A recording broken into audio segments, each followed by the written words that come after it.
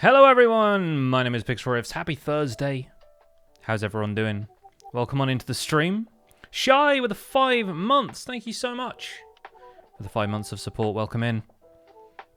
Lovely to see you all today on this actually fairly dull Thursday. Dull in terms of the weather, I mean. There is a lot of action happening. Nikolek, thanks so much for the 6 months. Hope everyone's having a good Thursday. Yes, hope it's a nice chill one for everybody. Speaking of chill ones, we're in the hardcore survival world now, so the stakes are higher than ever. But we're going to be doing a nice resource gathering stream. We're just going to go caving. Going to excavate a geode. Hunter 555, thank you for the 3 months of Prime. We're going to excavate a geode that I found in the episode. We're going to probably do some chopping. So I'm calling this Chopping Thursday. I feel like that's accurate. Why do I feel like I'm like over in the frame a little bit? Let's adjust the camera angle slightly. There we go.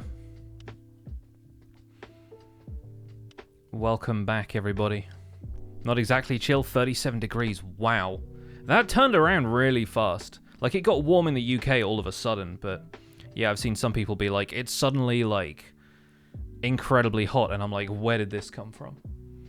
I got the windows open in here. I can do a, I can put a fan on if I need to. Gonna do Hardcore Episode 3. Hardcore Episode 3 is already mostly recorded. This is like an in-between episodes segment. I tend to do this on Twitch where I just do like behind-the-scenes stuff for each of the series, and that's where we're at right now. Got enough fans in the chats. Not any of you guys keeping me cool, unfortunately. It's really hot, even in Canada. I know, Canada of all places.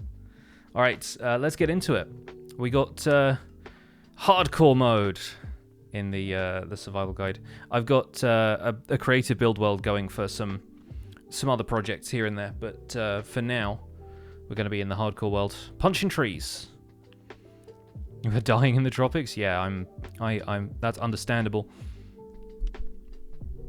It's like 24, 25 degrees here as well, but it's warm in my office and it is humid. Humid, let me tell you.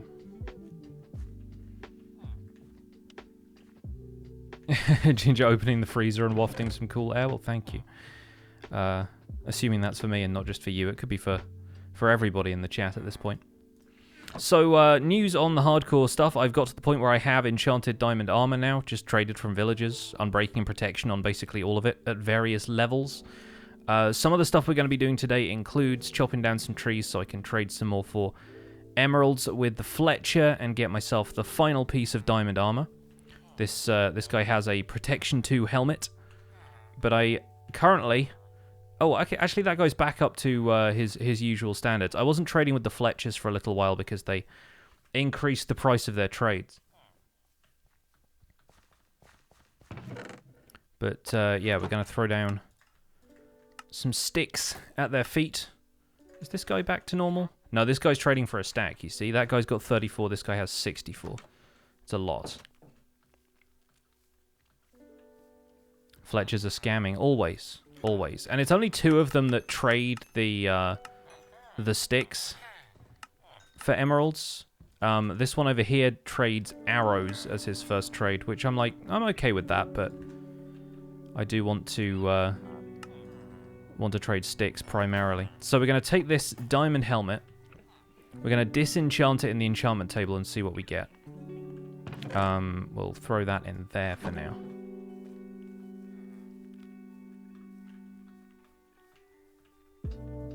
Can zombify them for cheap trades? I know, I've been playing this game for 6 years. But it's kind of difficult to heal them right now because I haven't been to the nether yet, so I cannot cure them.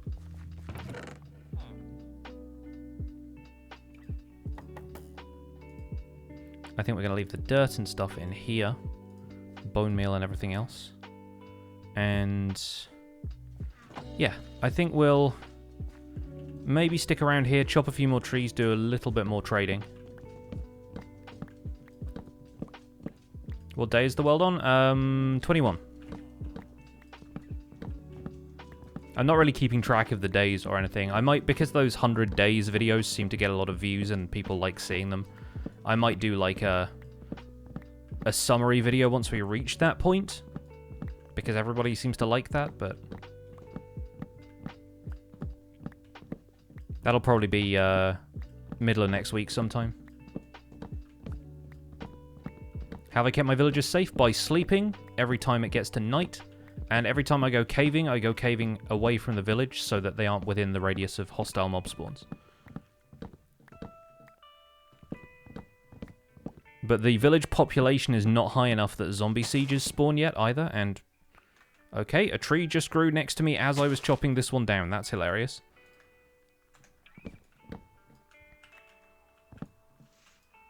That tree grew through this tree. Am I going to keep this world going during 118? No, this series is only going to last until 118 is released, and then we're going to go back to the normal, non-hardcore survival guide format, because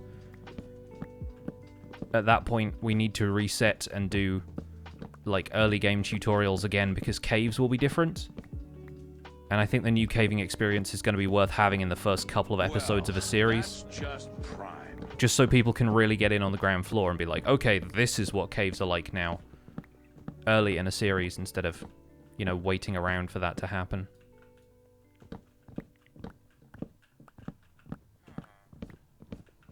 Have I ever died in any of my hardcore series? I've never really done a hardcore series before. I've done, like, hardcore worlds just for a laugh on stream, but I've never done a hardcore series before. Except for the Don't Die server, but then that was a server, and I didn't die on either of those seasons, but I also didn't play nearly as frequently as some of the other members did, so I don't think that really counts. Poor Iron Golem that got stuck in the growing tree. He's still alive, he's still around here somewhere. You can spot the one with the cracks, that's him.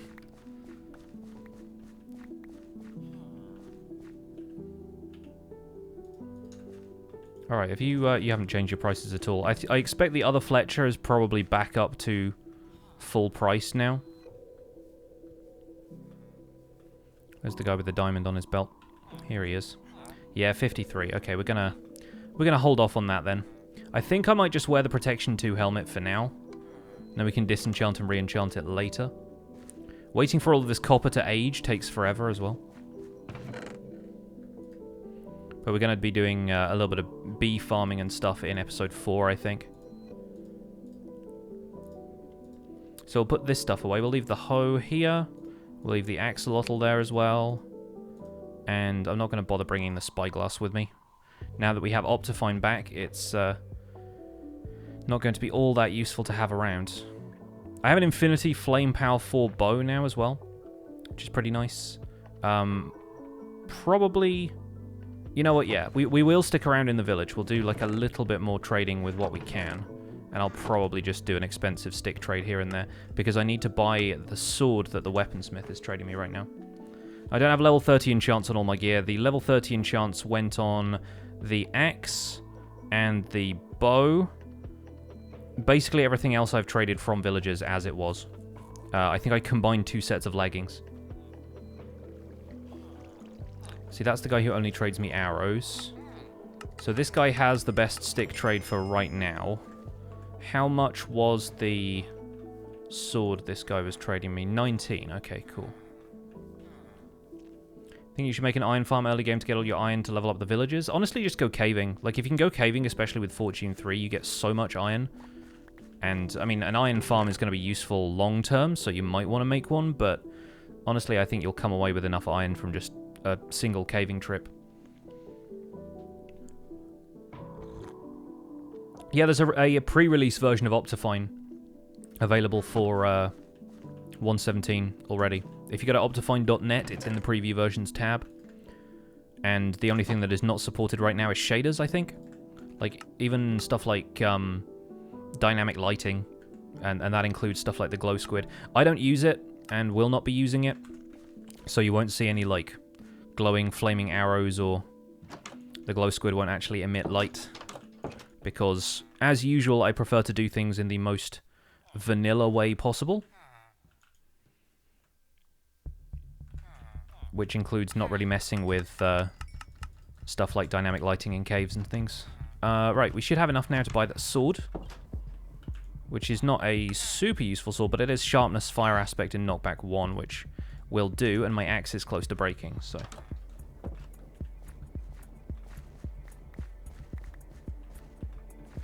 Excuse me, that's my bed.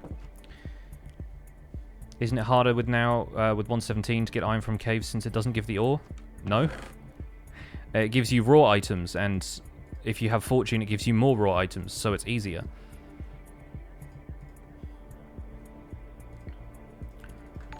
Let's take half a stack of logs and 48 sticks. We'll need those for torches. We're going to be going and getting some resources, so I'm trying to keep my inventory as clear as possible. James Wilson, thank you so much for the tier 1 sub. And Jay Killall, thank you so much for the 7 months. We'll leave that in there. We'll leave the boat in here too. I'll bring a crafting table with me, just because. And I was going to combine these two, but I think I might leave that. I don't think we're going to wear out a fortune pick. In fact, you know what? We'll bring this with us and mine stuff that we don't need to fortune with that, like the geode, for example. Yeah, we don't have a mending trader yet. The population of this village is fairly small, and I've maxed out all of the villagers who exist here at the moment. But then we'll try and get a mending trade out of a librarian sooner or later. Zormantry, thank you so much for the 4 months. Welcome back. Alright, so we need to head out in this direction. I do believe I spotted some cobblestone down in this cave. We briefly saw that. So I'll wait for this skeleton to burn. I might turn the sounds up a little bit as well, so you guys can hear a little better.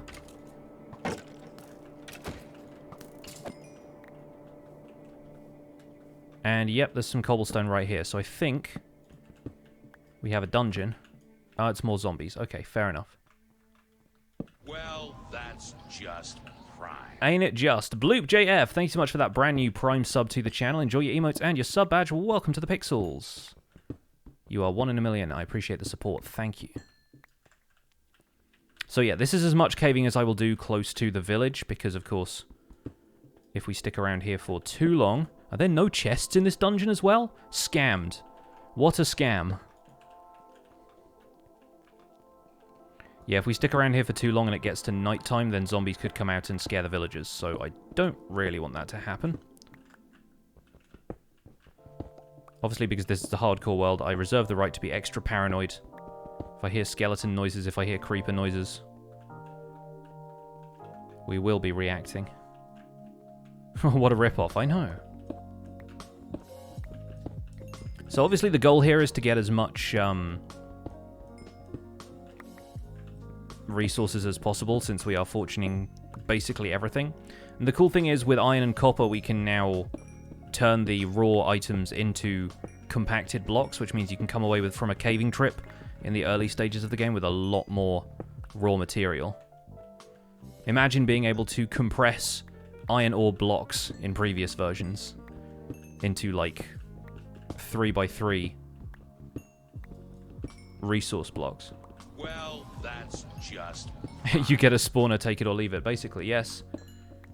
Jeraete, I hope I pronounced that right. Thank you so much for the 2 months. Looking forward to the first post-117 Spawn Chunks episode. Cheers from Brazil. Well, thank you so much, Brazil. Thank you for kicking off today's hype train.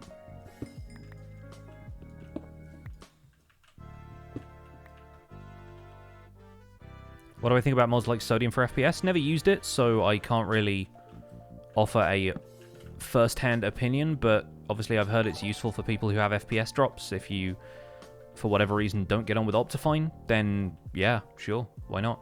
Catstonic Blade, thank you so much for gifting that sub to the cool Aunt Ray. You earned yourself a ticket to the hype train right there. And Big Dog AWB with the brand new Prime sub to the channel. Monsieur CSK with the 6 months, thank you so much for the 6 months of support. While we're close to the village, I might as well hop on back here. But yeah, good to know we have another zombie spawner. Unfortunately, it's not close enough to the zombie spawner we found underneath the flower forest over there. Can you tell I've been trading with armorers, by the way? And, right, we should be able to craft a few more torches. That should be enough for a full stack. So we'll turn these into coal blocks. Leave those in there. Stash this, stash that. The bones can go in there as well, I guess. We should have enough food, I think. Got a smoker here that I can use if we need to cook a little bit more pork. Then again, I guess we have a fire aspect sword now, so I can cook my pork on the go. Which is exciting. Let's take a quick look around here and snag some more pork. Music is a little bit loud. I can turn it down. That better? Can probably turn my speakers here up a little if the music is quieter. Yeah, I was thinking about turning one of those zombie farms, or more than one, into a drowned farm. The problem is, it's not going to be particularly fast because copper is still a rare drop from drowned, like it is with iron for zombies. And they have to be a player kill, because those are player kill only drops. It's not like Rotten Flesh where they drop it every time. So realistically, drowned farms aren't going to be that great for copper. It doesn't really have a very balanced farm solution yet. But they're expecting people to go mining. This is the Caves and Cliffs update after all.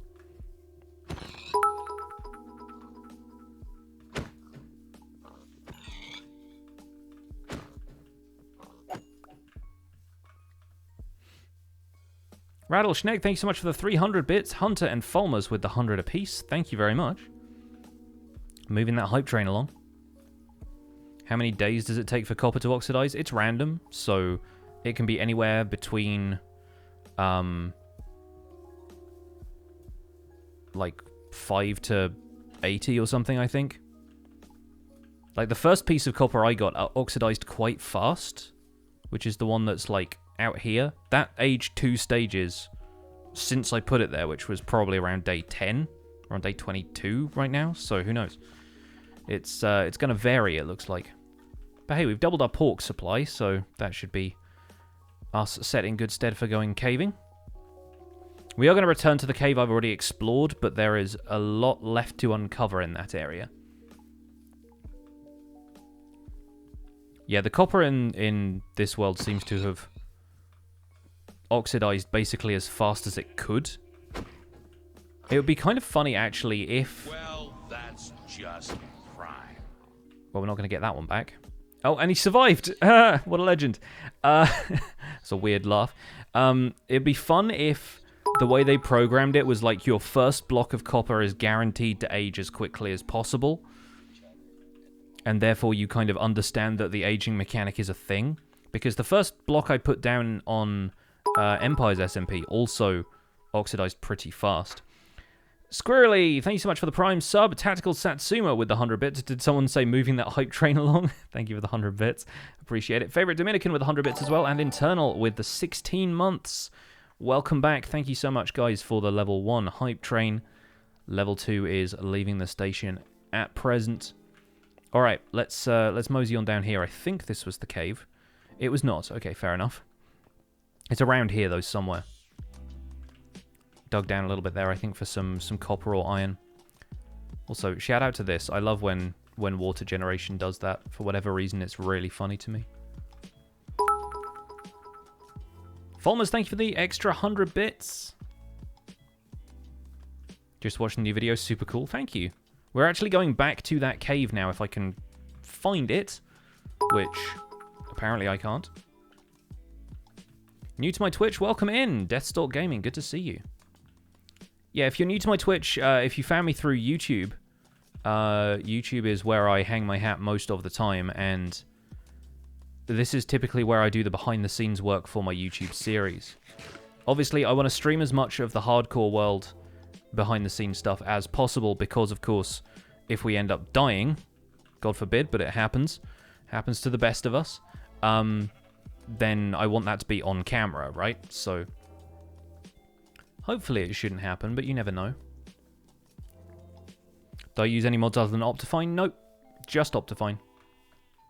In fact, I barely use Optifine. I feel like I don't want half of the stuff Optifine does, like dynamic lighting and things. I mostly use it for shaders and for, you know, the zoom key now. And there are alternatives to that, of course, but Optifine seems really well maintained lately. Was it this cave? No, new cave. All right, let's hop on in. Let's get a bit of iron while we're here. Yeah, that's a shallow one. Okay, fair enough. Got to keep half an eye on these dark areas because obviously a creeper could be disastrous at this stage. Is the zoom key really needed now in 1.17? I think the problem with the spyglass is having to carry it around, it not being immediately available. Like, a lot of people were hoping for it to be just something you could hold in your inventory and bind to a hotkey, because the problem with the spyglass is it takes up an inventory space and it has to be in your hand for you to use it. And obviously, you could put it in your offhand, but people don't want to sacrifice the spot for a shield or a Totem of Undying or something. Can't wait for people to ask me why I'm not using a Totem of Undying, by the way, considering this is like the very early days of this world. I also prefer using a shield in general, but I expect there will be some dangerous stuff we'll do later that we'll need a totem for. Probably at least the Guardian farm if we do one, which I would like to. We're going to be going through these caves and taking as many resources as I can spot, though. Just prime. Treyfecta, excellent name. Thank you so much for the Prime sub. We also had Ginger with 100 bits. Thank you for the 100 Shamrocks. And yes, Hypecore. Hypecore indeed. How many new audiences is the Hardcore Guide bringing? I don't really know. It's certainly got more views on it than my final tour episode of Survival Guide. So I think people are just excited for the fact that I've been uploading every day this week. And for the record, the plan is to upload, like, ideally 4 or 5 days a week again like I used to. Because right now, these episodes can be made in a fraction of the time that it's been taking me to make a Survival Guide episode, because the project in Survival Guide is so big that it was taking, like, several days worth of work to complete a project for one episode, whereas obviously the early game of Minecraft you get a lot of content out of just playing for 40 minutes or so. So it's not going to be daily, I'm not going to be uploading 7 days a week, but I will upload ideally 4 or 5. It'll just be weekdays, Monday through Friday, but the Empire's SMP first episode is going up on Saturday, so that'll be an exception to my upload schedule. I don't intend to upload on Saturdays the rest of the time, that's just when everybody agreed to upload their episode ones.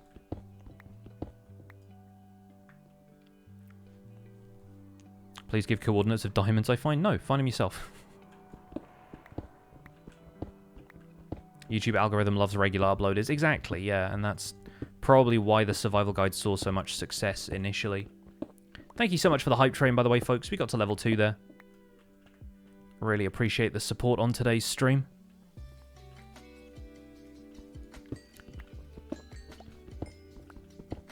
How fast-paced will the new Hardcore series be? You've seen the pace so far. It'll probably slow down a little bit, but my plan is to be playing in this world basically every day. Always working on stuff.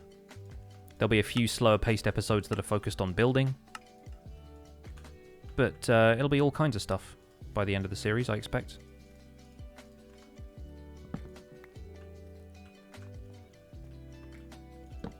Looks like we're reaching the end of a cave here. Yeah, it just goes up. Alright, fair enough. No mobs in here either, that's pretty good. I think we might end up digging down around here if we can, because it's nighttime right now. I'm sure we'll stumble upon a few extra resources if we just hit the lowest part of the cave and keep going down. Bundles are in the next update. They're technically in the game already, but the recipe is not available in survival, and they're not in the creative inventory. The deal with bundles, as far as I can tell, and I don't know this for certain, but this is just, you know, intuition about the way this stuff works, is that they haven't been able to to finish implementing bundles for Bedrock Edition. My guess would be it's not been on the team's kind of list of high priorities, and when they decided to split Caves and Cliffs, they just decided not to include bundles in Bedrock yet. Grim, thank you so much for 33 months, coming up on 3 years. That is wild. Thank you so much for the resub. Will I stream Empire's SMP? Yes, this Sunday's stream, basically after episode 1 goes up, we'll probably do a stream similar to this, if I had to guess, because my thing on Empire's SMP is going to be copper. I really want to gather a lot of copper and build with it a whole bunch. Probably trade it with my server mates and everything. And I'm going to be going a little bit more technical with, you know, aging copper and stuff. Seeing if we can come up with some automated farms to automatically apply wax to copper and that kind of stuff. So, yeah, we're going to be streaming from this world and from Empires, just depending on what I feel like doing at the time. What I need to do behind the scenes work on. Honestly, more of Empires is probably going to be behind the scenes, because the projects on that world are automatically going to be a little bit bigger. Will I ever join Hermitcraft? No. At least I don't intend to.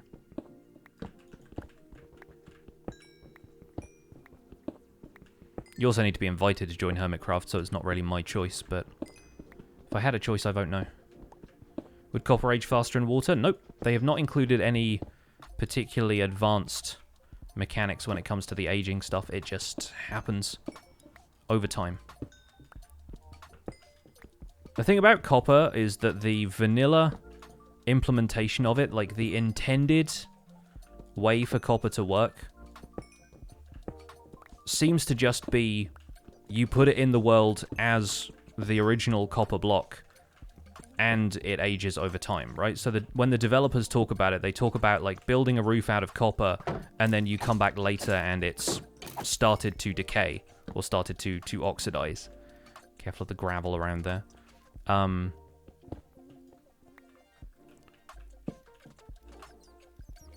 But as far as I can tell, a lot of players don't imagine themselves building with copper unless the copper has been like pre-aged, because people don't like building with blocks that then change color, because builders prefer to work with like a specific color palette. I have my own plans for kind of a mixed approach to that. If you spread out copper, it would age faster. Interesting. It's good to know.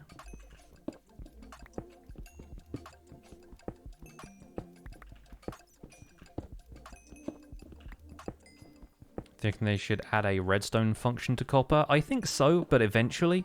It doesn't have to happen in this update. Copper is going to be around for the foreseeable future.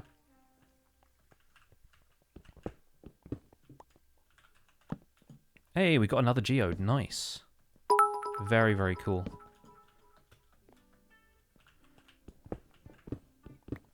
And it looks like this is the end of this cave, so we'll gather these resources at the end, then we'll turn around and get this geode.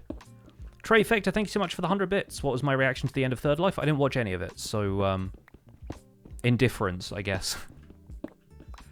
I just didn't have the time to keep up with it. It was just another thing to watch that was going to distract me from finishing my own stuff.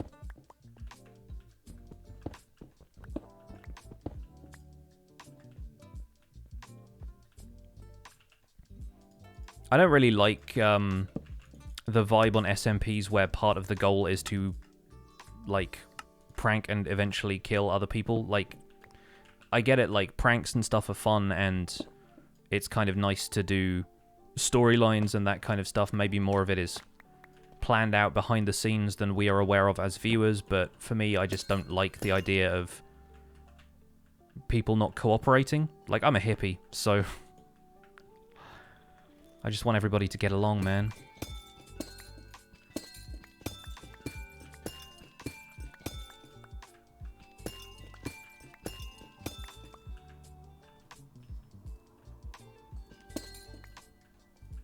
I hear lava around here, which is why I'm being a little bit cautious.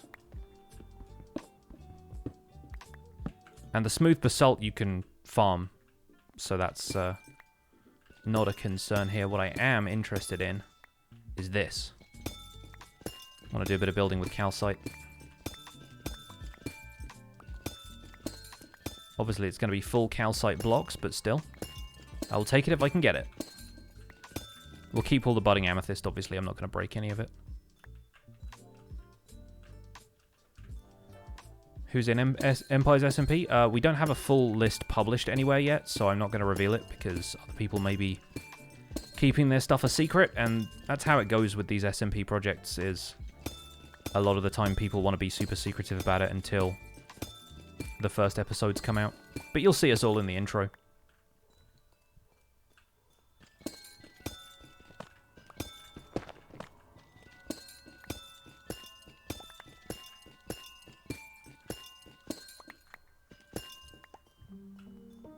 Love the calcite texture, wish it was easier to obtain a lot of it. I think there should be a crafting recipe, but one that includes amethyst shards, so you have to find calcite first before you can reproduce it.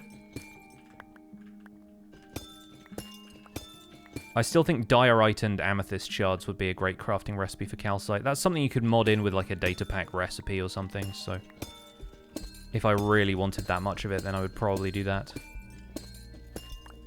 There's not a great deal of bud blocks in this geode as far as I can see.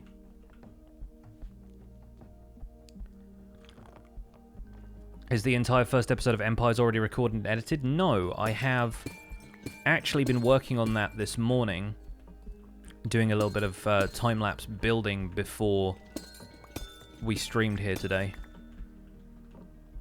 I just needed to gather a few more resources. I'm building in a desert, so a lot of sandstone is required. But copper looks great in a desert build. It's really neat.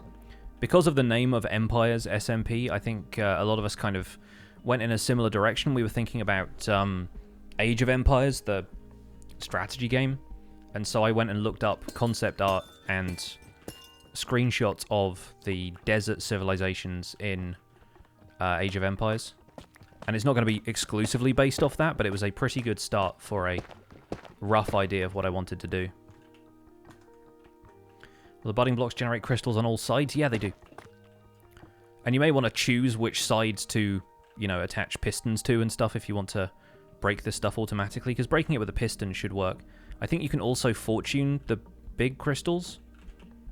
Like right now I don't have any amethyst shards in my inventory, and now I have 12, so fortune 3 for the win. I think it's normally 4 that those drop. Calcite breaks pretty quick too. That's a sort of attractive prospect for a block. It's always a pain working with blocks that break slowly, you know? But yeah, the crystals grow naturally over time. Speaking of things that grow naturally over time, people have been discovering, and this is something that Joel was talking about on the podcast a while ago from his Snapshot world, that dripstone, like pointed dripstone, takes ages to grow. Like, if you are attempting to grow the stuff, it takes a long time. And I'm quite happy that I'm not planning on using it all that much. But if you want to do something with it, if you're using it for, like, roofs, where you want to add, like, a steeper slope to it, and you can kind of round off the corners, or slope the corners with pointed dripstone, takes a while to grow, man. Calcite Instamine with Haste 1. I don't know, it feels like it. This is only a Fortune 3 pickaxe, so I feel like it could almost Instamine with Efficiency 5. I only have Efficiency 2 on this. It's breaking pretty quickly. Something tells me smooth basalt won't. But you never know.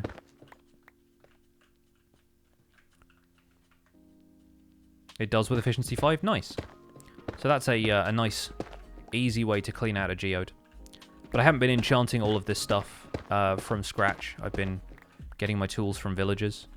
So I don't have efficiency 5 yet. Which episode will I make a house for 117? Empire's SMP has a house build in the first episode. That's what I'm working on. In terms of this series, I don't know, actually.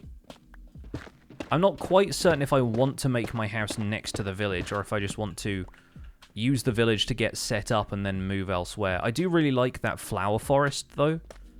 So I'm considering sticking around there and building something in the flower forest. I'm not sure what yet, though. I haven't quite figured out what I want to do building-wise for this season. Because I've talked about the next season of regular Survival Guide wanting to go a little bit more contemporary with the build style.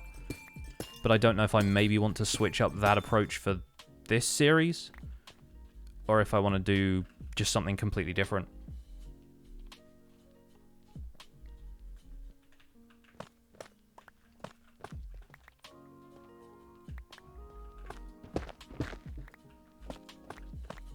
Like the sound of amethyst? Yeah, I think it's really cool that a lot of these blocks have their own sounds now.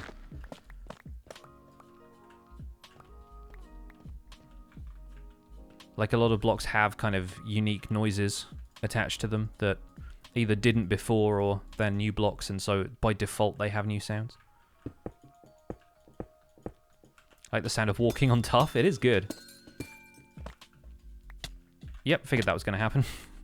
I was just about to say something about gravel falling on me, and yeah, this section over here was prophetic.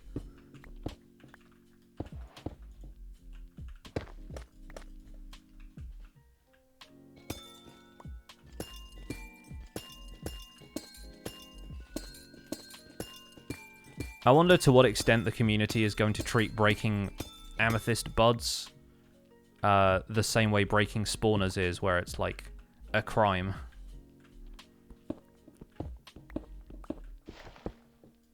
Unless it's a cave spider spawner, in which case go off.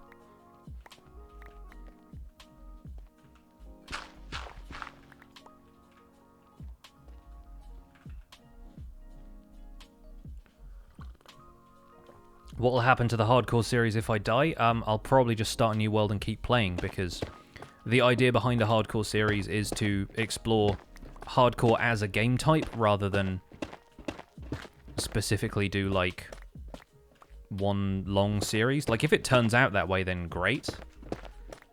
But dying is a facet of hardcore, and you know, losing our world and starting again might be an interesting lesson for the series.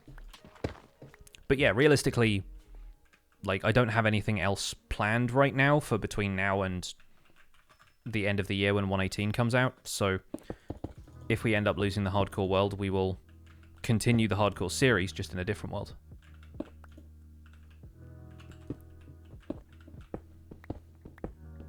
Where'd I get the tools from? Villagers. It's all in today's episode and a little bit of tomorrow's.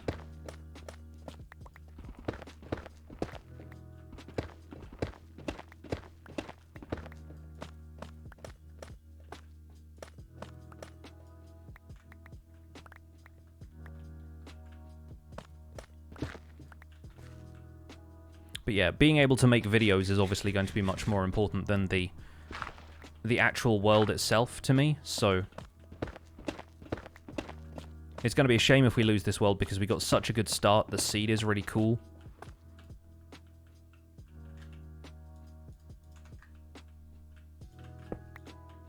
But if we lose the world, then we just have to deal with that. What's my fortune pickaxe going to be named? I haven't really thought about naming my tools. It's funny, like, sometimes I'll come up with some stuff, but otherwise I just won't be in the mood to rename stuff. Especially if it costs levels and I'm being, like, very particular about how I spend my XP.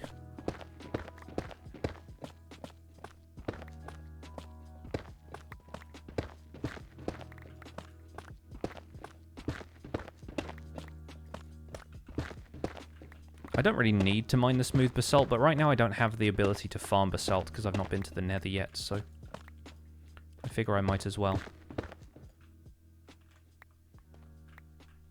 Thank you, Ginger. It's wild that we have 1,000 people in here right now. I guess everyone's hyped for it being hardcore and stuff. I have addressed this elsewhere. A couple of people on Twitter were like, I'm surprised that you're doing hardcore. You're not normally one to follow trends. And I don't want to... Like, I don't know what the distinction is that I want to make here, but I'm not necessarily playing hardcore because it's trendy.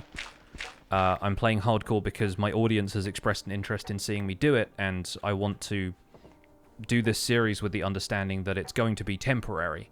Like, whether we die or whether 1.18 comes out and we're still alive, this series is going to be ending when the second part of Caves and Cliffs comes out. And so hardcore seems like an ideal format. The whole reason I was resistant to doing hardcore before was because people were suggesting to do that for the Survival Guide, which was a series I expected to last for as long as I wanted to make it.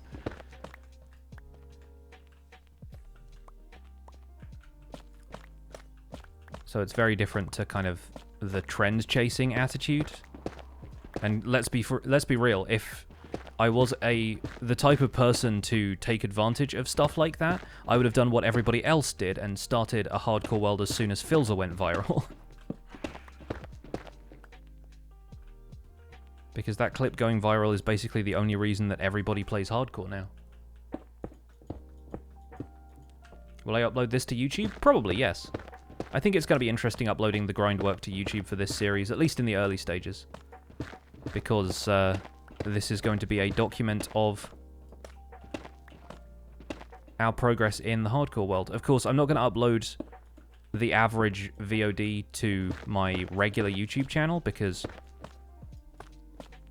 long videos that don't sustain watch time for the entirety of the video tend to tank your YouTube analytics a little bit. But I will upload it to the VOD's channel afterwards, yeah. I still need to press publish on the VOD where we were doing the mob catching stuff, like the raid mobs for the museum. Are Lush Caves in this update? Lush Cave blocks are, but the Lush Cave biome generation itself is not. So 1.18 is when the full cave generation is going to be coming into effect. And they've decided to keep biome generation out of this update until we're able to, you know, have new terrain for the biomes to generate in. Which is not going to be until 1.18. Why do I think hardcore is not in Bedrock? Probably because of the difficulties in implementing spectator mode, I would guess. Because part of a feature of hardcore on Java is that if you die, you then spectate the world, so you can fly around and experience regret, I guess. But the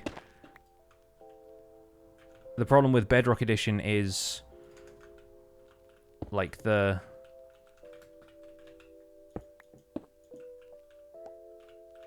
spectator mode side of things just hasn't been implemented, and I don't know quite why, but it may be something to do with the fact that it's on so many platforms, and like if your Xbox world got stuck in spectator, that'd be a problem, or if somebody logged in and they were put in spectator mode, then that'd be a problem. I don't know.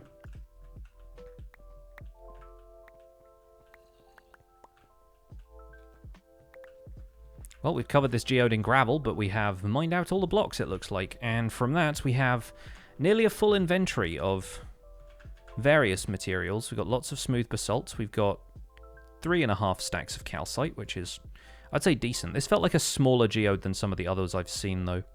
We have a decent amount of copper and iron, so I'm going to head back to the village and we'll dump all of this stuff out. In the meantime, some of these crystals have grown. These blocks look very pretty. I can see very easily some creative folks using these as, like, flowers of some kind. Like, you put leaves around the back of that in, like, a kind of petal formation, then you could very easily use that as, like, a neat flower. In the same way that people use the pink glazed terracotta. I can see that working out pretty well. Do geodes actually have different diameters? I believe so. Some of the folks that I've been playing with on Empire's SMP, I almost said their names then, but haha, you won't get that information out of me. Some of the folks I've been playing with have been, like, going out to find geodes specifically for calcite or amethyst. And one of them said that they only got, like, a few stacks of calcite, and one of them said they got, like, upwards of 10. So it's clearly like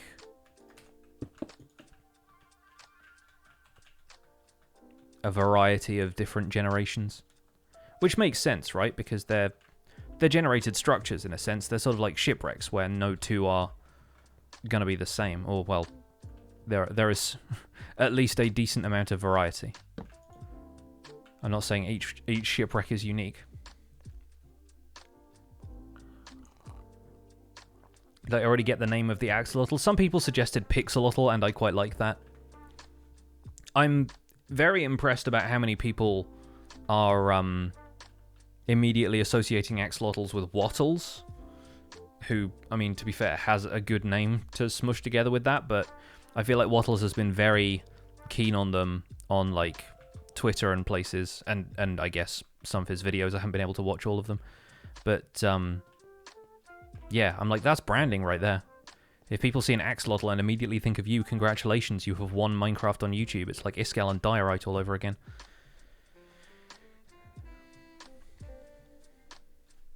Is there a crafting recipe for smooth basalt? You smelt it like you do any other smooth block. So, for example, smooth sandstone, you get that by putting sandstone in a furnace with some coal. Same thing with smooth basalt. If you have basalt from the nether, or from a basalt generator, then you can smelt it to get smooth basalt. As opposed to the polished basalt, which you get by putting it in a 2x2. How do you get the moss block? That is something I will cover in a future episode. I got some on Empire's SMP already. It's found in shipwrecks. And it can be very difficult to acquire because not every shipwreck is guaranteed to have some. I was talking to Prowl about this on Twitter this morning, and he'd basically searched like 15 shipwrecks and not found any yet. Maybe he's on Bedrock and maybe the loot table is different, I don't know. But yeah, on Java, I went to a shipwreck. The first shipwreck I found had 4 moss blocks in a chest, so been working with moss since day 1, basically. Make a villager trading hall. I have an active village. I kind of like having villagers be free roaming for the first little while. It kind of makes them feel a little bit more human, you know? Eventually I'll probably do some sort of more organized villager trading hall, but I'll do something a bit more inventive for that. I'm waiting because it's dark on the surface, by the way. I don't want to walk out into the night. Again, this is a hardcore world. I'm not entirely set up yet.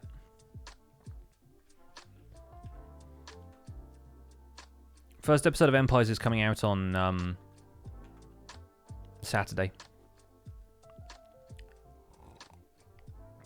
Van is left with all your furniture, only 2 hours until you leave. Best of luck. Hope it all goes smoothly. Moving is always a long and painful process, but I hope it's all good for you, Fry. Opinion on a clock for this world? I'm not really interested in carrying around a clock. I feel like it's just, like, it's dead weight. It's taking up inventory space at that point. You know, you carry it around in your inventory, you can see what time it is. You can also see what time it is by going to the surface and seeing whether it is day or night. Like, I don't see the issue with that. And I could bring a bed with me everywhere and sleep everywhere as well, but I'm fine just hanging out in a cave for 5 minutes. It's not going to matter much. Do Wandering Traders sell moss? I thought they sold small drip leaf plants, but I didn't think they sold moss. If they do, great. Excuse me, because that's one other place to find it, I guess. Why don't I use shaders? Most of the time, I like to play Minecraft as vanilla as possible, so that when other people come into my streams or videos, they see a game that looks exactly like the game they're playing. I feel like shaders tend to get pretty divisive, and I've always maintained that if you can build something that looks good without shaders, then it is a good build, whereas like shaders can make a dirt house look pretty. Elcorn, thank you so much for 39 months supporting the channel and says congratulations on a full year of the first season of Survival Guide. Yes, the episode number has weirdly been a sore point for a lot of people who wanted there to be 365 videos. Personally, I think it's nice that it ends on 364 because of 64 being a significant number in Minecraft. But I also think the final episode of Survival Guide is, technically speaking, going to be the episode where I announce the world download, which should be sometime in July, hopefully. I've been focusing on 117 this week, but I will be doing like a little bit of behind the scenes work on the museum just to get that finished. And yeah, when that arrives in July, that's going to be episode 365. So best of both worlds. People will be happy. Jade with the 13 months. What, 13 months? Don't even know who Paxel Roofs is. I mean, right? Who is that guy? Thank you so much for 13 months. Unlucky for some. Very lucky for me. Apparently I turned up here right as it was, like, becoming nighttime because it's taking a while for the sun to rise. Nixcraft, thank you for 200 bits. Chopping Thursday, I know. Did it bug me episodes 360 and 361 were uploaded in the wrong order? It bugs me that 360 didn't come out, like, when I wanted it to come out, because I basically had to publish that episode, tell people that it existed, link people to a video that said it was deleted but you could still watch, and then put a thing in an episode saying, like, hey, YouTube hasn't published this and I don't know when it will. I feel like that bugged me more than them being in, like, the wrong order. Like, if I knew that it was going to take that long to process, then I'd have been fine with it, but... Hashtag your games, thank you so much for the 3 months. It's been 3 months, it sure has. Thank you so much for 3 months of support.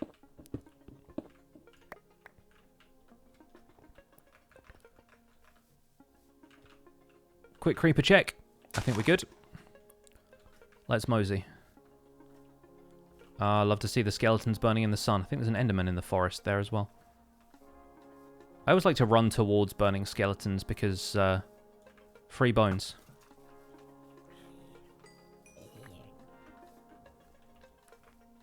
Although right now I think I'll just chuck the dirt on the ground. Do we not get iron nuggets anymore? We just get raw iron? No, I mean iron nuggets are still a thing if you break down an iron ingot. But raw iron is what you now smelt into iron ingots in the first place. You can still obtain and smelt the ore blocks. You just have to have Silk Touch for that. Azuma has announced some 117 data packs. Good for him.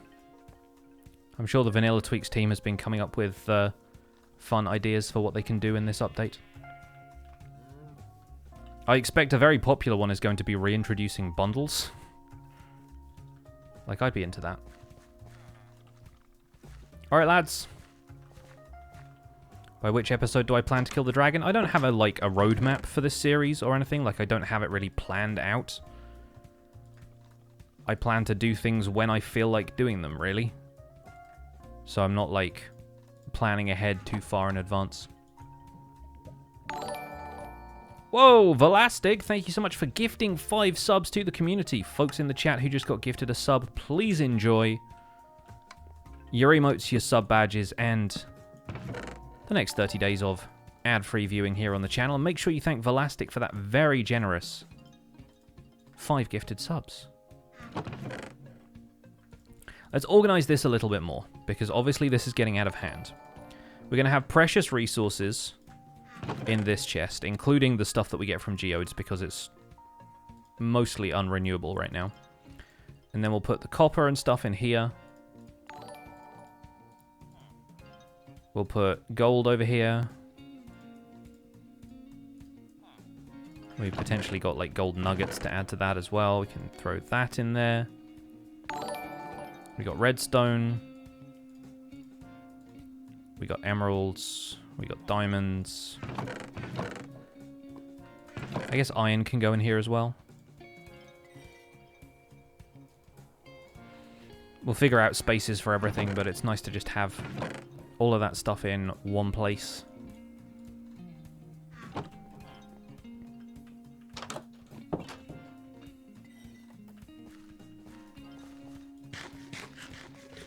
Am I going to build something with the amethyst? Maybe. Not on this stream, but I expect we'll do some building with it at some stage.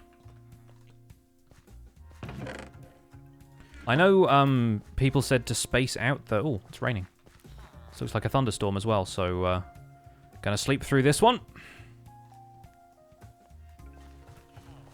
There we go. No charged creepers for me.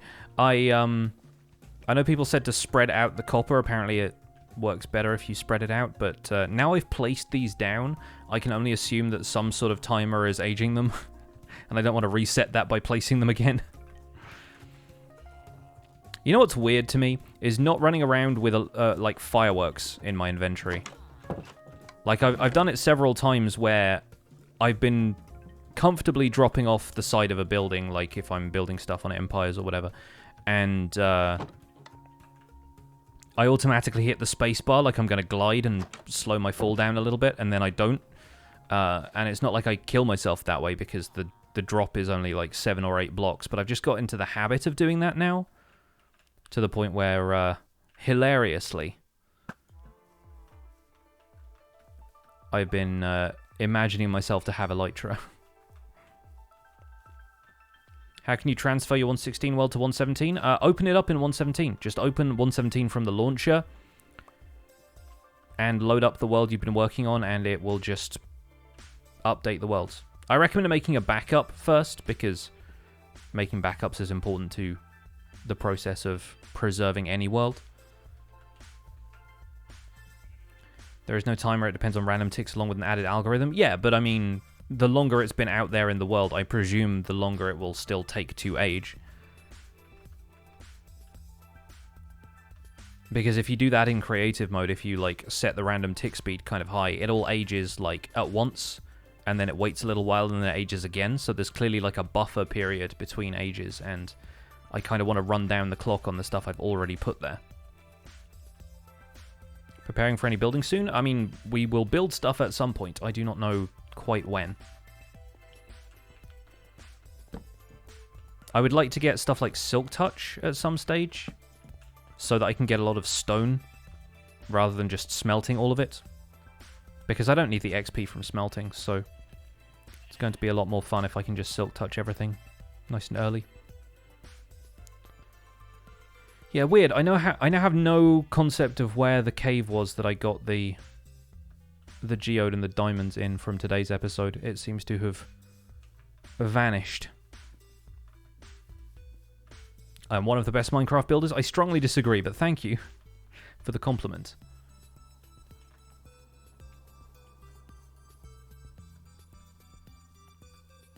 I think I'm getting better. I think I'm always improving. That's the most important thing, really, about considering yourself a builder, is treating everything as a learning process. I did save the coords of the geode, but the cave entrance was in a kind of an offset location from that, and I'm really not certain where it was. We do have this giant ravine. Bit of dripstone down there. I like how I almost killed myself with that falling dripstone as well. I don't know how much damage it does from that height, but I have... Like, when I was testing it initially, when they first added pointed dripstone, I did get killed by it from, like, a ludicrously short distance. So, if it drops on you from 4 blocks and kills you, GG, I guess. But, yeah, I was anticipating that actually doing me in. Was this where we just were? This is where we just were, right? I recognize that block of iron I didn't mine. You like the new series? Thanks. I'm really enjoying doing it. It is honestly so refreshing to just be in a new world. And not because the Survival Guide world was boring to me. It's just being able to pick up and record and have all of this, like, potential in the world still. Having a blank slate to pretty much do anything, and all of the projects basically have to be done again. I know a lot of people who reset their world with basically every update, and the Survival Guide had been going for 3 years, and 4 updates at that stage. For people asking about the RTX series, yes, it will continue. There are some more sponsored videos on the way. NVIDIA got back in touch with me recently and said, would you like to do some more sponsored content? Which I said yes. And obviously with 117 arriving on Bedrock as well as Java, then it's going to be a fun time to do more of that. But I'm also waiting for the RTX texture packs to catch up to the newer features of Caves and Cliffs Part 1. So glowberries have to glow, that kind of thing. Yeah, we'll be doing more RTX relatively soon, I think. But yeah, it just depends on how quickly this NVIDIA stuff comes together. And obviously I wanted to finish Survival Guide, so I was concentrating on that before we did really anything else. So we now have a fire aspect sword and a flame bow. So I consider myself pretty well equipped to deal with threats like this. Except when they roll up on me like that, because that scares me. If an arrow just goes through them by some fluke of positioning.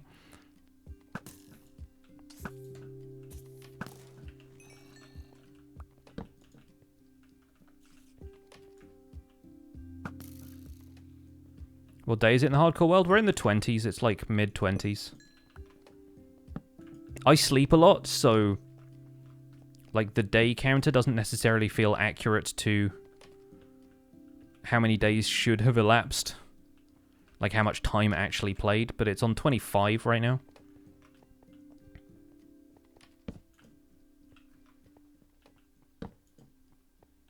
This is the other thing I have to get used to with being a hardcore player, is everybody asking what day it is.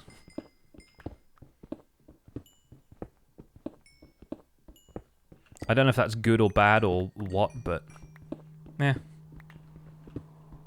I did spend a lot of time trading with villagers, so other people may have made faster progress than me by just going caving for diamonds instead of being a smart boy and trying to get all of your tools renewably.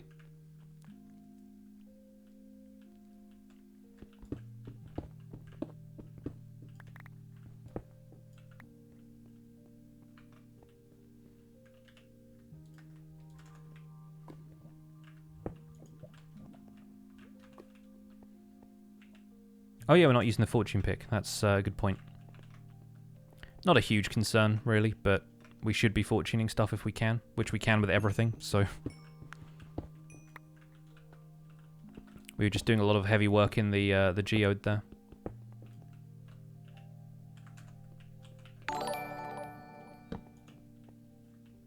Ooh, hello. This is both a good and a bad thing. Smurf, thank you so much for the 19 months. I'm going to take the coordinates of an abandoned mineshaft, but I'm not going to go down there. Because, of course, cave spiders. And also, that's going to be useful episode material because there will be glowberries in abandoned mineshaft chests. So I'm going to take the coordinates of that. It's relatively close to the surface, so we'll know where we're going. It's also a really cool, like, cave space. I like what they've done with abandoned mineshafts generation, which still occurs in 1.17, where like the wooden supports and the chains holding them from the roof will be present in mineshafts that intersect caves. That's all gravel, okay, cool.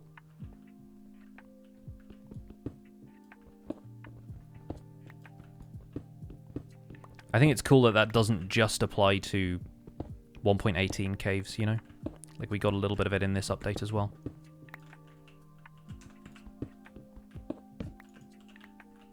Gonna leave that coal. Don't really need coal right now.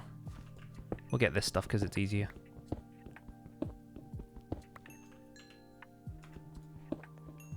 If I die on stream, would I start a new series? Yes. Obviously, I'd have to include like a clip of the death in a YouTube video just to explain to people why we're in a different world, but... Yeah, I wouldn't want to like... pretend it never happened on YouTube. That feels entirely counterintuitive to the point of playing hardcore in the first place.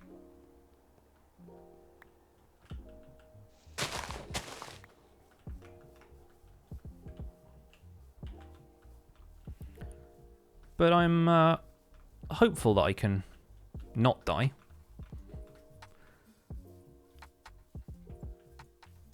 Which is an odd sentence, but...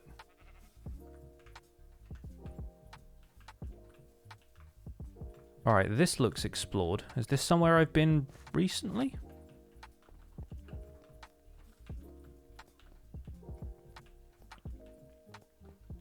Or was this the cave? Nope, this seems to just be going around in a loop, I guess. Interesting. Left this coal here. Again, I'm in the habit of leaving coal now.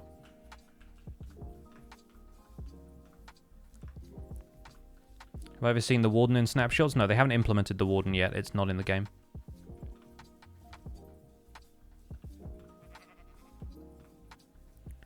villagers back over here, I think.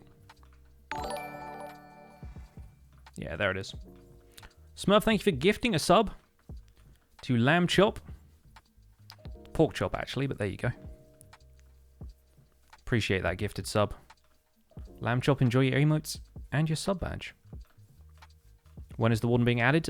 In theory, it should be in 1.18, but they have said that if they can't get it done in 1.18, it's just not going to be in the update because they want to make sure everything is done right. Did not mean to punch that guy as I woke up. Apparently I did. Just gonna step out of the back way.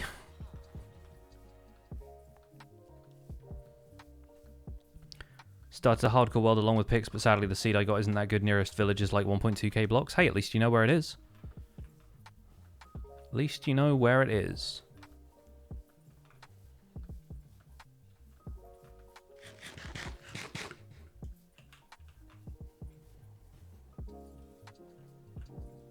Was I mining over here? I don't think it was that close. But maybe it was. Or was this where we were just now? I still don't have the lay of the land with this world yet. It's so weird being disoriented in a world after knowing where literally everything was in Survival Guide for a while. Well, you know what? That's just prime. CT the Wraith main, thank you so much for that Prime sub. What we're going to do is pull up the screenshot of the geodes that I took in the episode. And that will at least give me an indication of the direction.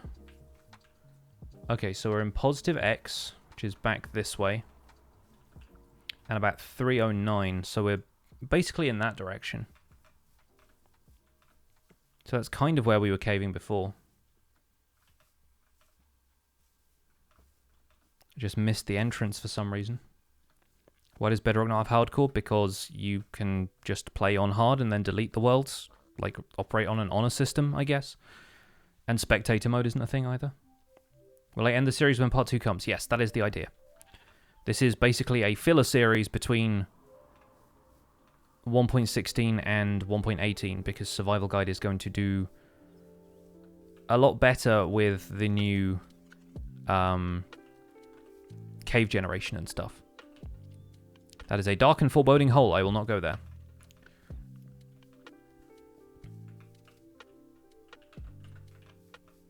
This is less dark and foreboding.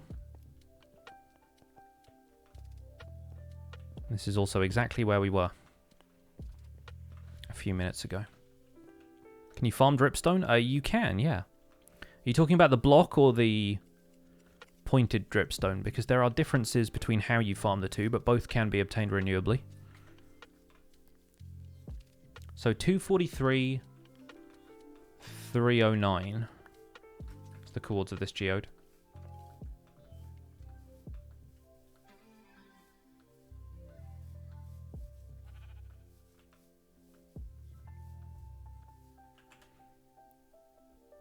So it's kind of over this way. But it was at the end of a cave at like Y15. So while it is technically 243, 309.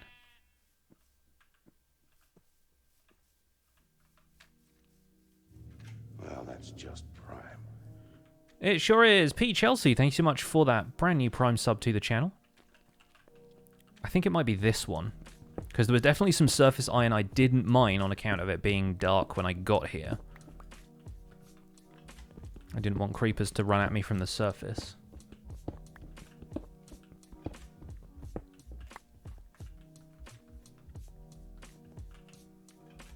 Fortune 3 is OP though. Alright, let's start the resource block setup. I like to gather everything in one side of the inventory here now. I don't know, I just sort of developed this as a system as I was exploring for all of this stuff. No chicken for you, not today.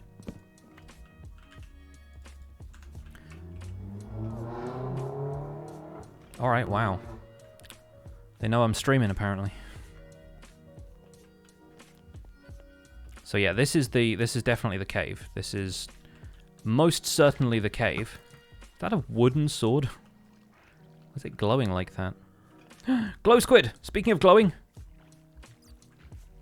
Has anyone found a glow squid yet that isn't just dying in a cave, by the way? Asking for a friend.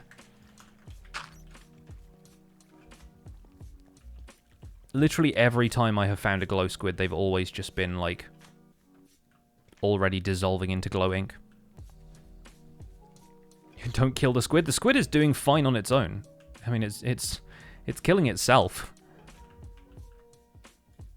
I'm doing very little to stop that, but...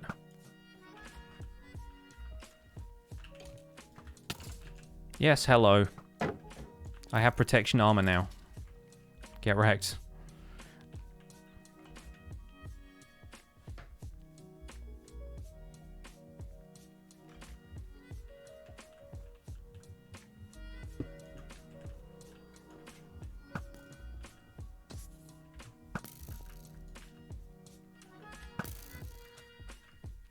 Alright, that's him taken care of. At last I can cave with confidence. Ah! Enderman's left a grass block here. Very nice. Very nice.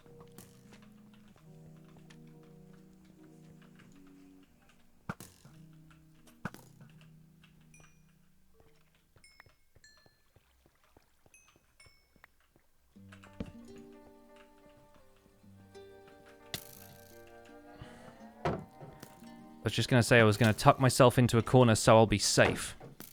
And then this lad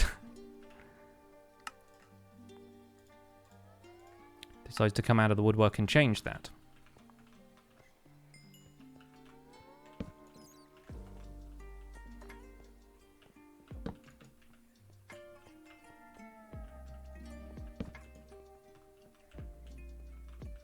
Got some copper there. Slowly but surely lighting up most of this cave.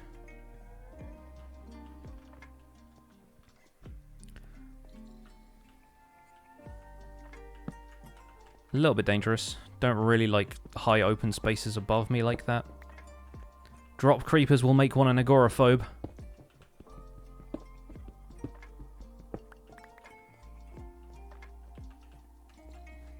New ore textures are pretty cool. They're growing on you? Yes. Yeah, they are pretty cool. I like them a lot. Have I watched the new Bo Burnham special? I have, yeah.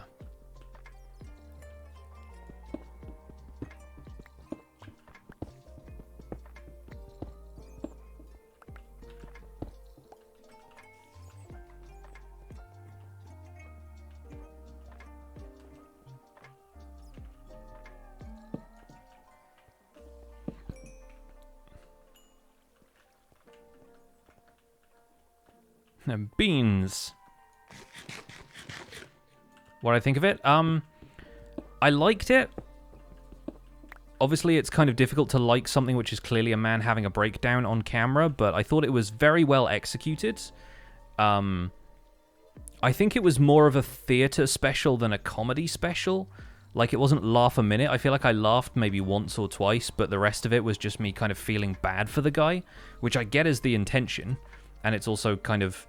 I think when the pandemic is over and when we can look back on the art that was made around this time, it is going to be a very poignant and very, like, accurate portrayal of how everyone feels right now. I also have some friends who are comedians, and musical comedians in particular, and one of them said that he was really not a fan of it, because he wanted it to be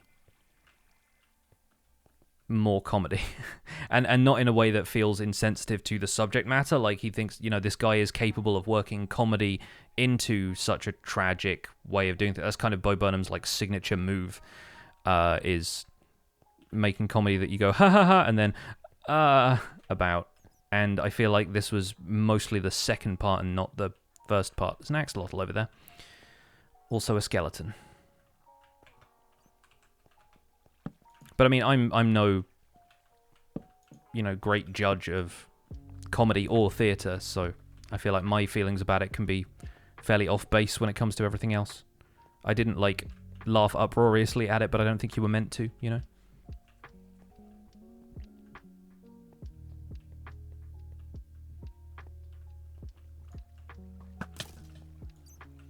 Where am I hearing game sound? I play with my speakers on, because I play at a quiet enough volume and the microphone is good enough that there's not going to be too much bleed, as it's called. Which has always been a very sinister name for sounds that you can hear through a microphone. I feel safe leaving my back against this because I've already been this way and I've already lit up in there. Do I use hotkeys? Yeah, pretty much all the time. I scroll through maybe like 5 through 9 most of the time, but like I use the hotkeys for the ones that are closest to my WASD controls. So most of the time I'll hotkey to 2 and 3 if I want pickaxe and sword. And then I'll like scroll around some of the other stuff. Tend to prefer headphones because privacy? I mean, sure. Don't think there needs to be anything too private about what I'm doing right now, but obviously if you're playing Minecraft just casually, you want to listen to whatever music and so forth, then sure.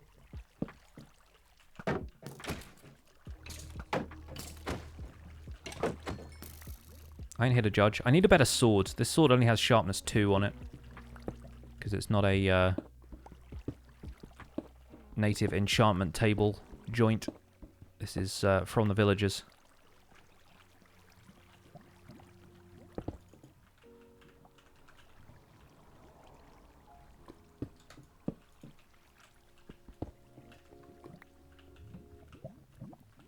It's unintentional scumpus there.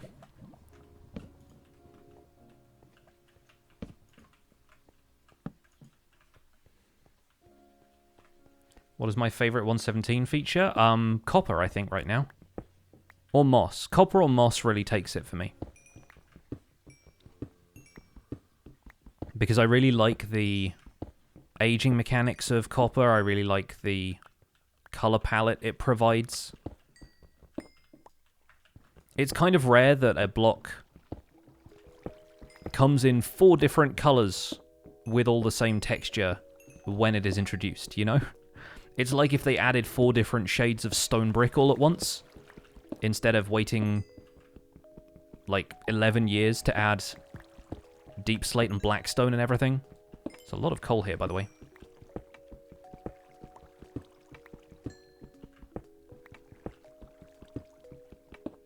More excited for deep slate? Deep slate seems cool too. I feel like if people are into, you know, medieval building, castle building, just any kind of like stone gradient, then deep slate is like what you've been waiting for this whole time, more or less.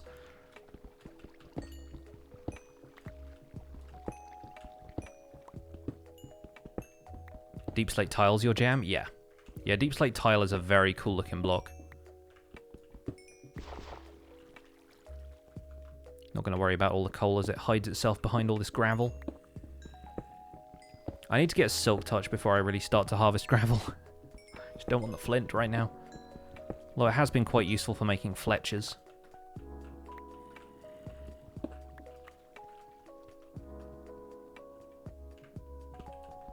We'll gather the rest of this coal and then we'll condense the inventory again.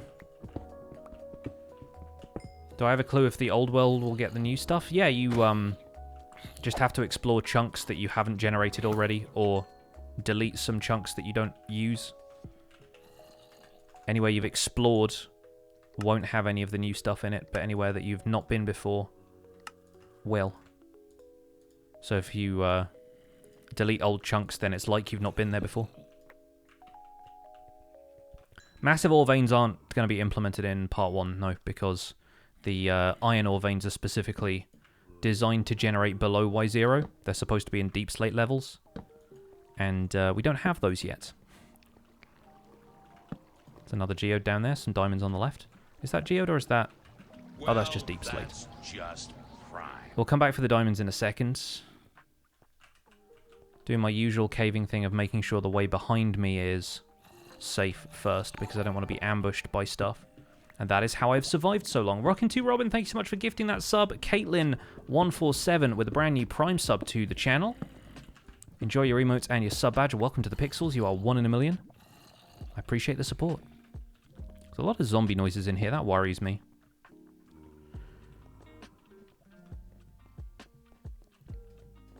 Does anyone else go caving and hear zombie noises and immediately think, oh, a spawner, not remembering that zombies can spawn in numbers of more than 1?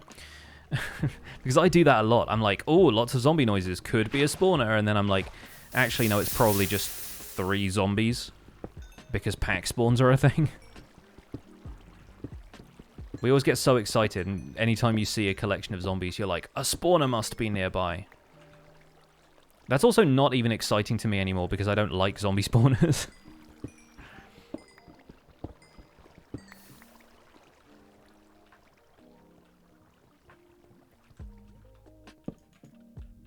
Well, this is a, I think we found this cave's treasure room, guys.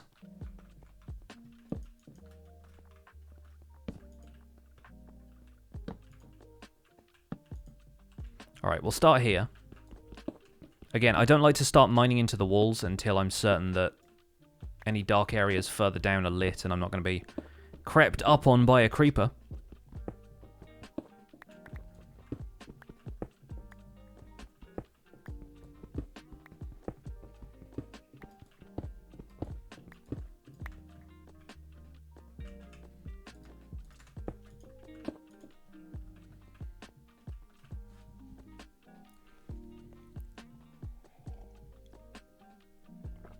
Zombie spawner is 40-ish copper ingots per hour if you drown them with looting 3. Yeah, compared to... I think when I went mining on Empires for like an hour, and I wasn't just getting copper, I was getting iron and some other stuff as well, I ended up getting, I think, over 8 stacks of copper.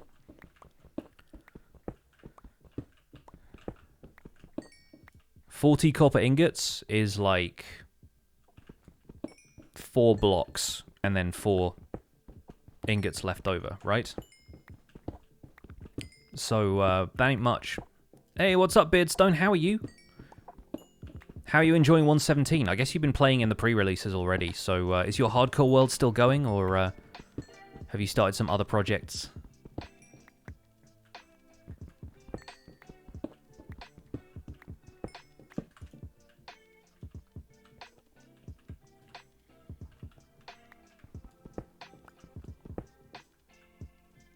It is indeed.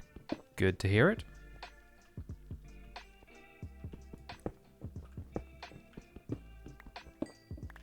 Any announcement about Empires? The first episode is going to come out on Saturday, and everyone else's first episode is going to come out as well. You will see everybody in everybody else's first episode, probably. And, yeah, list of people will be in the description of that video. I haven't announced who else is on it because I don't want to spoil it for them. But it's a group of about 10 people. We're each picking a region of the world, and the aim is for us to specialize in producing one type of resource to encourage trade between the different areas. Mine's probably going to be copper. I'm in a desert. And that's all you need to know as a bit of starter info. Oh, is it an 8 vein? Oh, not quite. Not quite. We didn't get lucky twice. It's vanilla, yeah, it's vanilla. There's like a little bit of light texture pack usage, but that is about as non-vanilla as it gets. 10. Considering that my first find in this world, that was the fortune pickaxe, considering that my first diamonds in this world was an 8 vein that I got 23 diamonds from, which I think is actually like 4 diamonds for most of those blocks and then 3 for one of the other ones.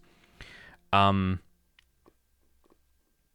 from like, what was that, 7 blocks? That's, it's not much. It's not a whole lot. Let's throw the diorite out in favor of that. And yes, I know that the pick is on low durability. Thank you for pointing out the obvious. I'm going to head back to the village. The reason I've been wearing this fortune pick down is I want to combine it with this one.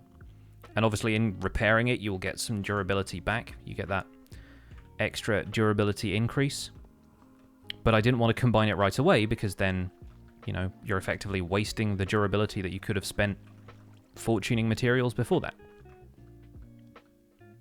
So the goal now is to head on back. We have 31 levels, which should be enough to combine the two. We can go back, drop off our stuff, and repair the pickaxe. I don't have mending yet either, so it's kind of nice to be able to repair stuff the old-time way until we... Sun's rising, good.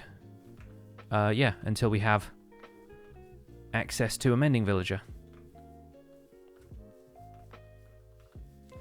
Yeah, I'll see how many levels I need to combine these. And then I'll probably disenchant that diamond helmet and then re-enchant it with whatever the table gives me. How do you farm dripstone blocks? The blocks, you can get them from stonemasons. So there are, I think, like, either journeyman or expert tier trades from stonemasons, which are the decorative blocks. They're like the polished granite, polished diorite ones, and I think at that level there is now a chance for them to trade dripstone blocks. I think it's that level anyway.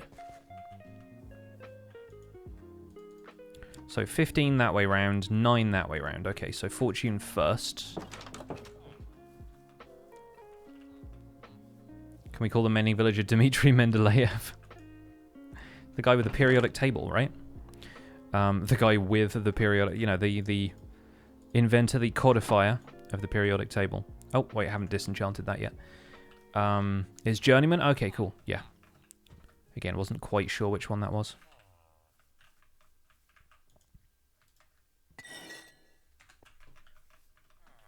Had to think very carefully about what I was doing there for a second, because I've been talking about the pickaxe and then I was disenchanting something. I was like, I want to take Fortune 3 off this thing. Blast Protection 4. Okay, that's worth it. Just Blast Protection 4. Okay, we're probably going to disenchant that and do it again. Because once again, protection only stacks up to a certain point, and if you have 4 pieces of protection armor, it's often better to go with a specialized protection enchant. So, but for now, we'll do this, and we have a fully repaired Fortune 2, Unbreaking 2, Efficiency 2 pick. Sorry, Fortune 3, Unbreaking 2, Efficiency 2. Dare me to kill 9 Golem? I don't feel like it. Don't really feel like it.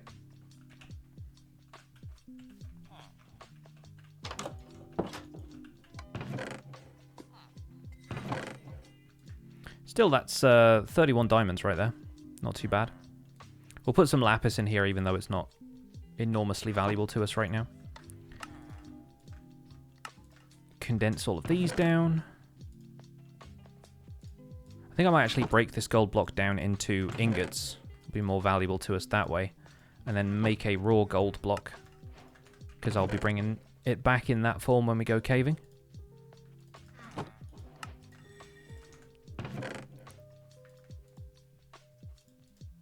Don't have copper nuggets here either, so not quite sure what we're going to do about that, but we'll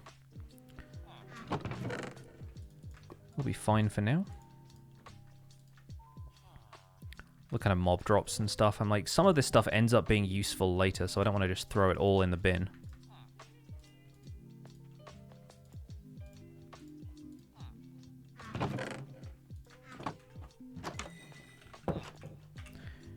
We'll wear this for now, but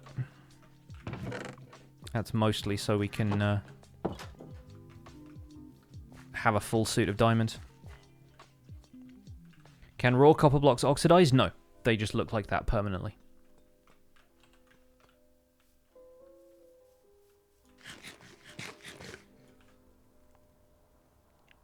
Minecraft feels like a really modded version of itself, because copper and amethyst and 118 would make it even more so. The thing is, I always say this whenever this discussion comes up. I said it on the podcast this weekend. Everything feels modded until it's been in the game for like a couple of weeks. Like, I'm already getting used to copper and everything being in the game.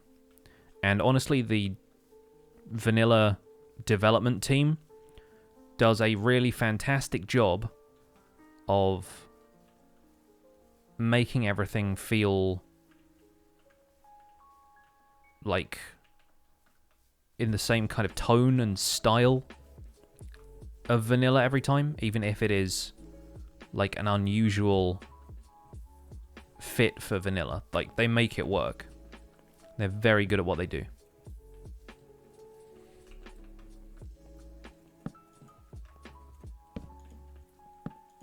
Nice little gully here. Doesn't really go anywhere, but it exists. It's a thing. Like how copper ore oxidizes in Create mod. I assume Create mod is using like a different implementation of copper than the one that's in 117, though, right? A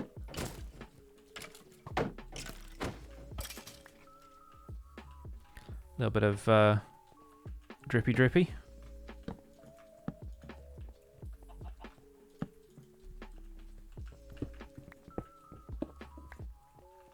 Can already feel the efficiency. Can already feel the unbreaking. We broke 3 blocks and the pickaxe didn't do anything. Ain't going anywhere.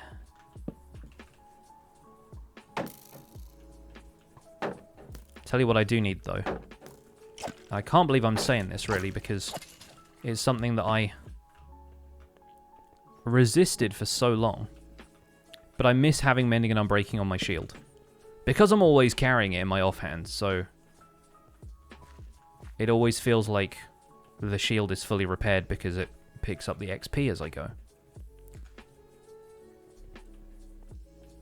The copper ore itself is oxidized in Create mod. Well, it's kind of that way in vanilla. Like, it's got the green bits. But I guess if it oxidizes over time, that's a different story.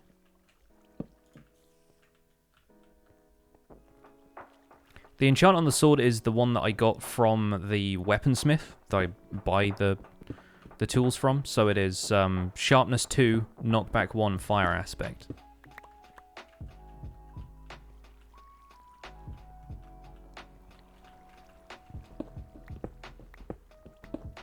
Do I have any plans to use dripstone? Probably. I don't know what for, but we'll do something with it. I don't think there's anything I plan to not use. But I don't know if I have specific plans for anything in particular yet. Alright, nice clear cave. I'm entirely fine with that. How do you download Minecraft without paying? You don't. Pay for games. If you don't have any money, then wait until you have money and then buy the game. This is a game that costs about $30 US and is upgraded for free basically once or twice a year. It is worth the investment. Save up your pocket money if you have to. Buy Minecraft. It will be worthwhile.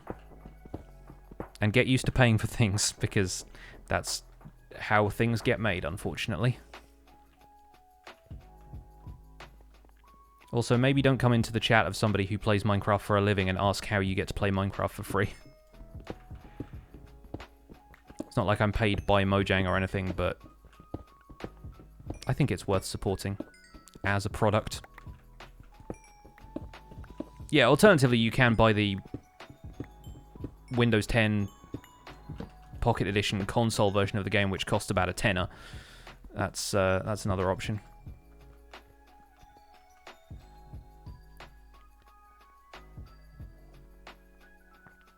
Why don't I use a data pack for the caves below Y0? Because it's still a work in progress.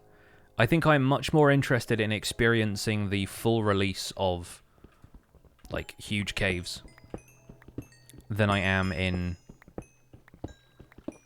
like, getting the work in progress version of it now when things are still being worked on. And the other aspect of that is that as they update the data pack over time, which I believe is still their plan, you'll end up with stuff like biomes being implemented, lush caves and everything, which, you know, is worth waiting for, in my opinion. Is this Enderman just building, like, his own plains biome down here? What is happening?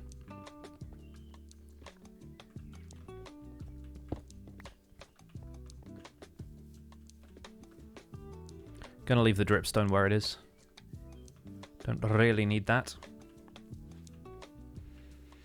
The bundles added in this update, they are technically speaking part of the game. They're in the code, but they haven't been added as a survival feature, and you can't find them in the creative inventory. You can use a /give command to give yourself one. And in theory, because they are part of the game, you can add a recipe for them using a data pack. But they're not like an official feature yet, because I believe the plan is to implement them in 1.18 when Bedrock is ready for them. Alright, back to the big sprawling cave, which, once again, this is where we found the geode in today's episode. My intent is to go down there and mine out a little bit more of that, but there are also other directions I can go in here, he says, walking very cautiously so as not to attract the attention of any creepers that might be around. I see iron, I see copper, I see gold. All of this is going to be worth having. King Kinnan, thank you so much for 7 months. Got weirdly emotional at the end of Survival Guide Season 1. Immediately hyped for this season. Keep up the fantastic work. Hey, thank you. And yeah, it was weird to me how I didn't get particularly emotional at the ending of Survival Guide Season 1. But I'm not a particularly emotional person when it comes to stuff like this. Like, I don't tend to cry as much at, like, TV shows and movies and stuff, unless I'm, like, really invested. I get emotional about weird stuff. Like, does anyone else feel like they're not, like, emotionally shut off, but they're just weird? Like, that's an odd sentiment to put out there, but, like, yeah, I feel like really specific things set me off, and otherwise I don't tend to get, like, sad about things which are fleeting and transient anyway. Survival Guide over Museum done. Museum is not done, but I wanted to end the series when 117 came out. I didn't want to continue into 117 and then also have to do stuff about copper and amethyst and everything else when that world was already so heavily explored. My plan was always to start a new series of Survival Guide when new caves were added, and so obviously new caves haven't been added yet, but I was kind of gearing up to end the series when Caves and Cliffs got released. And then they decided to release it in 2 parts, and that's why I'm now making a 6-month hardcore series. Because, yeah, my intent was to wrap up Survival Guide in the summer release of Caves and Cliffs. But the museum is not quite finished yet. I'm still going to be working on it for the next, like, month or so. Still in survival, just, like, in my own time. We might possibly do a stream or 2 on it if I don't have anything else to do in my other series, but I will probably have a lot to do in these series anyway. And, yeah, I plan to release a world download hopefully sometime in July, but as I've said elsewhere, it's gonna take me a little while to do that stuff, and I would appreciate people not bugging me about it in the meantime, because people tend to get impatient about these things, and the whole series has been a labor of love, so people being like, why isn't this here yet, why isn't this here yet, is not particularly encouraging to me to work any faster.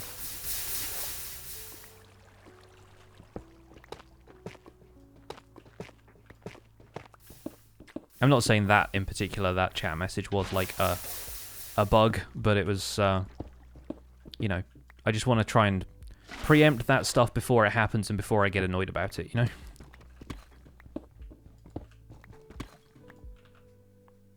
Oh, be careful, it's hardcore and you're mining around lava. It's fine, guys, I've done this before.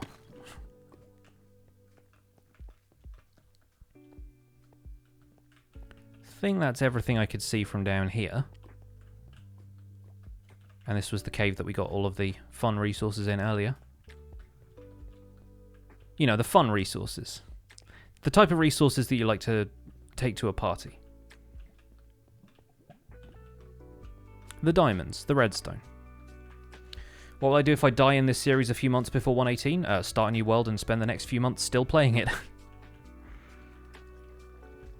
The same thing every hardcore player does. You just start a new world and keep going. The zombie groans. Hello, hello. That is a baby zombie somewhere. And my favourite types of zombies are the ones that you can't see where they are.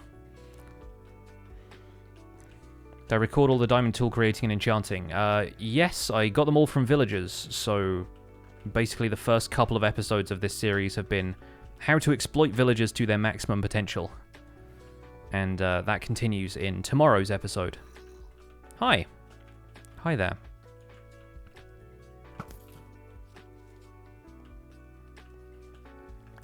Always detonate from a safe distance.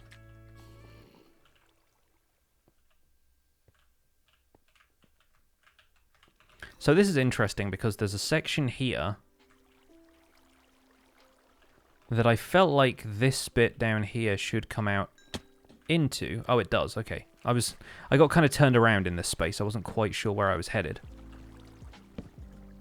I have a feeling I'm about to find out where that baby zombie is. Yep.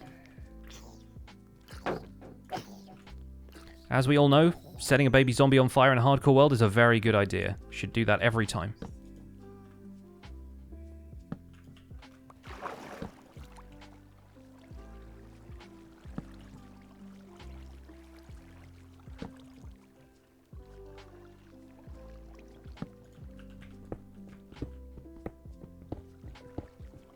My favorite block in Minecraft? Emerald ore.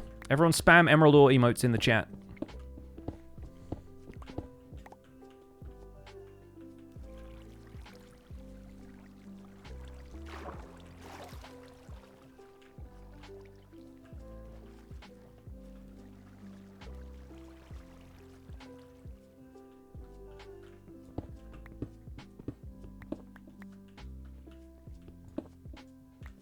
There they are.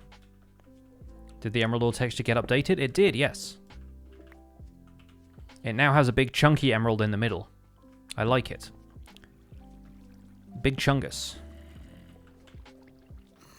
You won't see a huge amount of it yet because new mountains haven't been implemented, but once you get 1.18 world generation, emerald ore is going to be way more plentiful, and I feel like I won't necessarily be as interested in it anymore, but I'm still going to love it.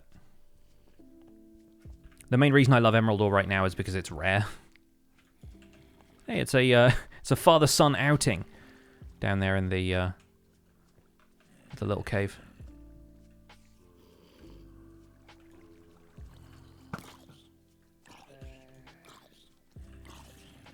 There's a lot of zombies down there. We must be approaching like one of the last unlit areas of this cave, I got to assume, because there's a lot of mob sounds coming from down there. That means that there's potentially a lot of the mob cap relying on one dark space to spawn.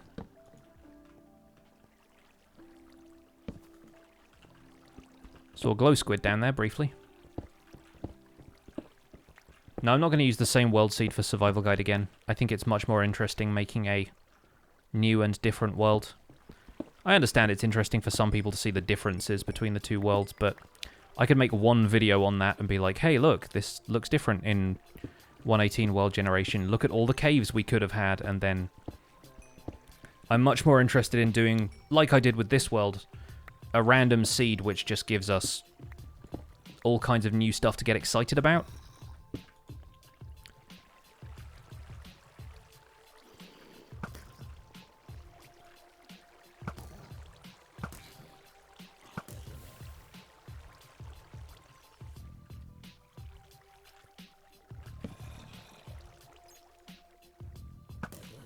What does a pop filter on a mic do? So, the English language, and various other languages, but English is the one I know, so it's the one I'll use as an example, contains a lot of plosives.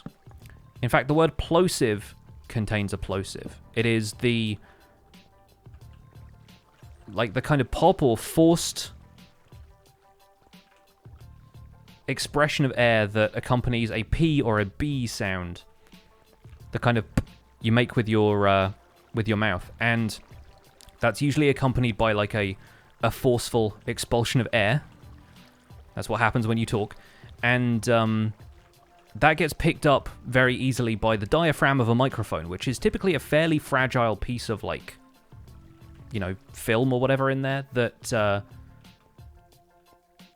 is responsible for vibrating with the vibrations in the air to record the sound. A lot of the time that results in the sound being, like, blown out. It kind of gets amplified. And so pop filters exist to reduce the velocity of the air traveling from the speaker's mouth to the microphone diaphragm, and therefore prevent the sound from being blown out every time you say a word that has a P or a B in it.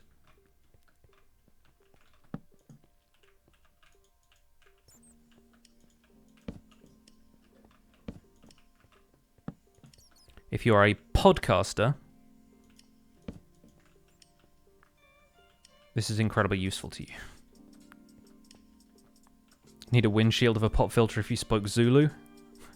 I don't know much about Zulu, so I can't comment, but that is good to know.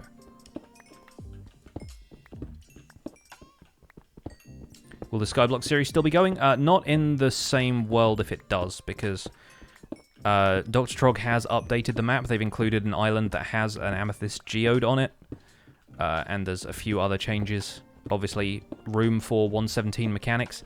But honestly, Skyblock tires me out every time I start playing it now, because I feel like everything is just so grindy, which is the point of Skyblock, and it's a very technical approach to the series, but I find that you sort of have to do everything the same way, unless you want to put a lot of time into grinding for resources. Like, the progression always has to be, like, make a cobblestone generator, get yourself up to the point where you have TNT duplication to make a decent cobblestone generator, and only then do you really get a lot of access to building material, unless you're just trading and using the building materials provided by villagers.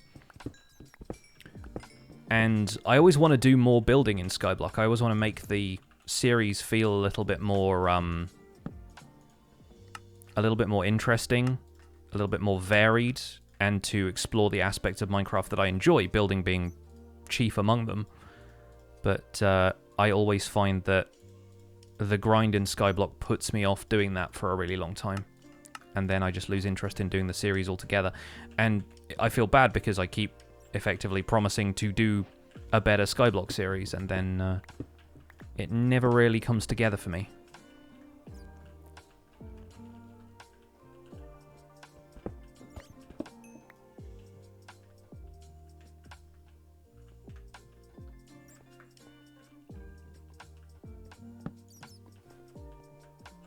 Oh, hey. It's one of the day ruining guys. Got a bit of lapis behind me there. Got to keep half an eye on the environment again, but we're doing pretty well in this cave. We are making good progress on lighting the whole place up. Yeah, you can tell this was a dark spot because there's all these bats in it.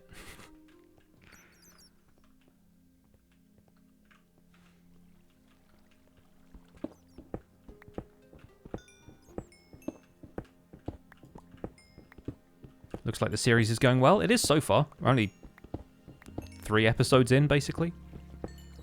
This is more or less 2/3 of the way through episode 3 as far as my recordings go. But I did say I'm going to go and do a live stream where I'll be gathering resources off camera. Hey, we got an iron ingot from that zombie. Nice. And another creeper over here. Oh, didn't even get to hit him. I was looking forward to that. Maybe we'll hit this guy. Nope. Again, flame bows. Powerful flame bows. Delayed insta-kill. Which isn't an insta-kill, I suppose, but a delayed one-shot.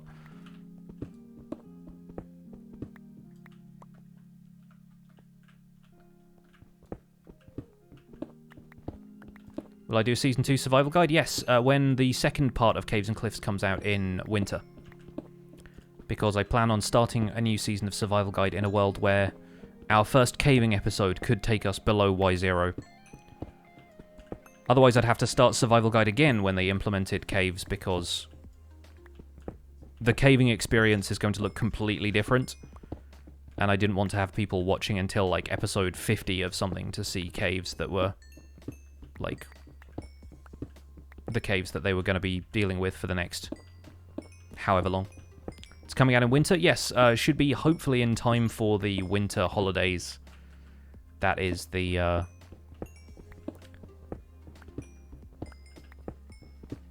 latest news we've had from Mojang about the subject is that, yeah, basically, it seems like they're timing the release in time for the school holidays, for both major school holidays, which is the winter kind of break around Christmas, and, like, the summer school holidays.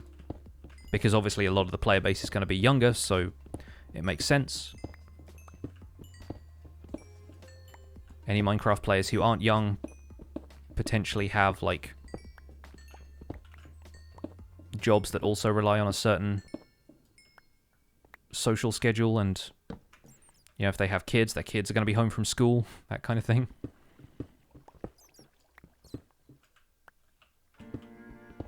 Maybe they are teachers. I know a lot of teachers who play Minecraft.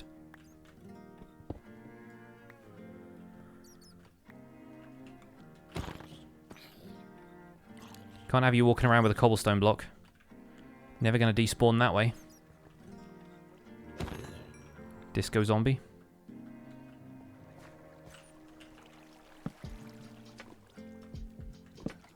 Nothing there.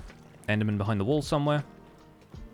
Is this going to be a separate series from Survival Guide 2? Yes, because this series is in hardcore, which I don't plan for Survival Guide Season 2 to be, because then I can't do episodes about dying, or I can't,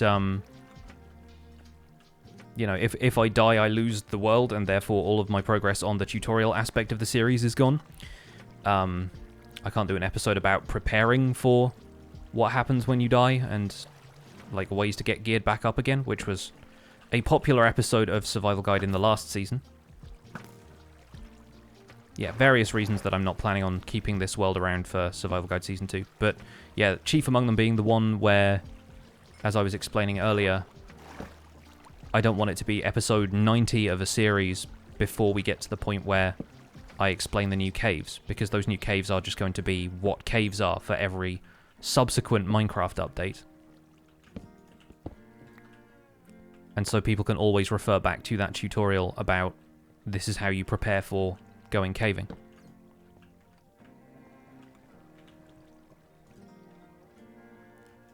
Lights should be working. Has Lumia crashed again? Lumia's been having issues lately. They gave it a big update recently, and I don't know why it keeps just closing itself in the background.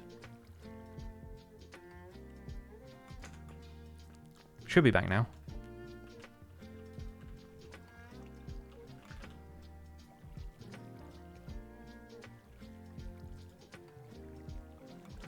Let me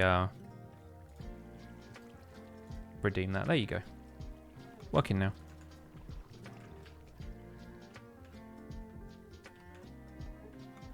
Preparing for what happens when you die sounds so existential with the Minecraft context. I mean, yeah.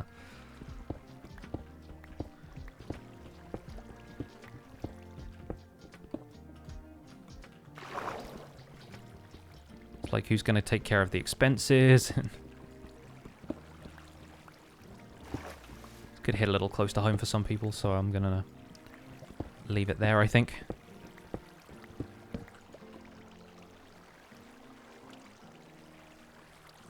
.117 has been laggy. Has it been laggy to update a world? Because I've had no real issues. Obviously, I have a pretty solid PC, but yeah, I'm curious about what is causing lag for people. Because I've definitely heard some people say that upgrading their world was laggy, but newer worlds that were generated in the update have been okay.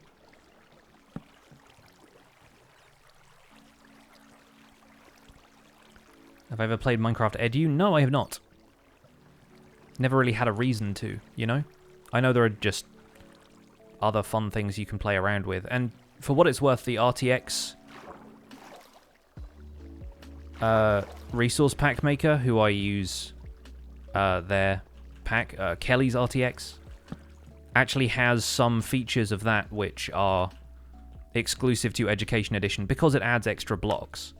So you can have a bunch of different colored light sources which are just replacing the blocks that you get in Minecraft Edu. So it's potentially something that could be worth looking into in future, but not something I plan on doing anything about right now.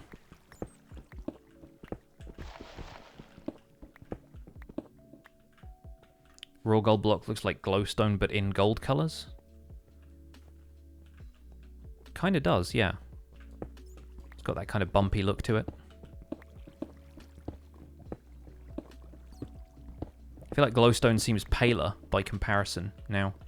The raw gold is very, very saturated. Just took out that torch for no reason.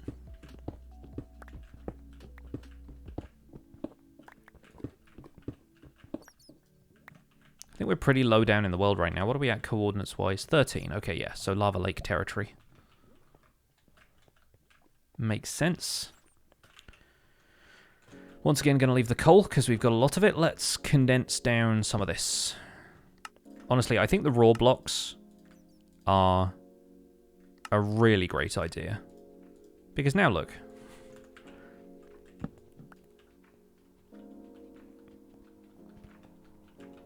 It's also really weird to me that we've only got enough copper for 47 full blocks.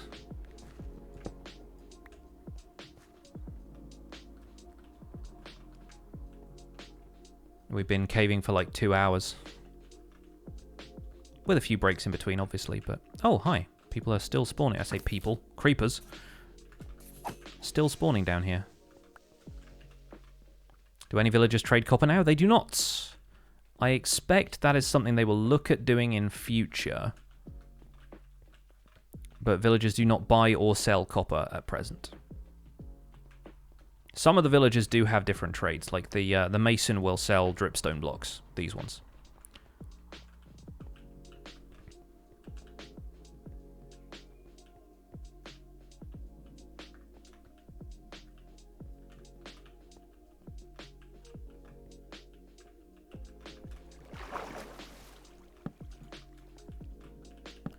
And of course the Wandering Trader has been given a few of the other blocks that you can only get certain ways in 1.17, but are going to be part of World Gen in 1.18. Mostly the Lush Cave ones. Which kind of implies, given what we know of the Wandering Trader's purpose, which is to bring you blocks from other biomes that you could potentially go out and find for yourself, kind of implies that the Wandering Trader's been able to find a Lush Cave before any of us will be able to.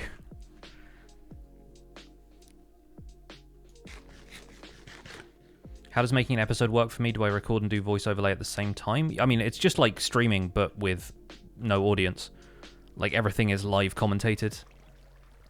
And then editing happens, and editing is obviously part of the process for me. So, like, if I stumble over my words, or if I have a specific concept that I want to talk about, I can cut it down to just the parts that I am happy with. Whereas a stream is obviously a long-form thing where I just have to monologue for 3 hours.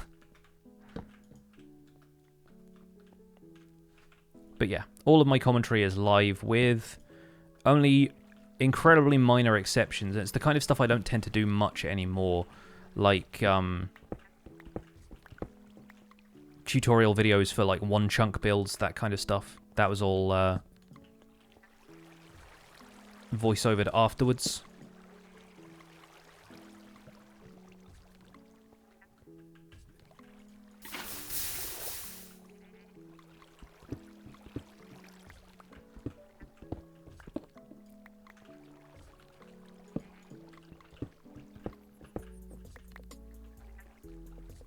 So lava's directly behind that block, I take it.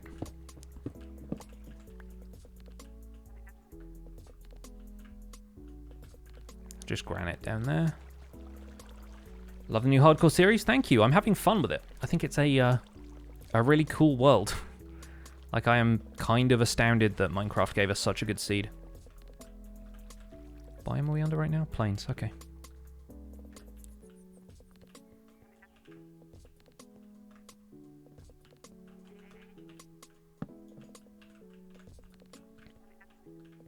I do need to change the logo. I know, I know. Having said that, it's probably going to stay that way for the rest of the series because I have no graphic design talent whatsoever.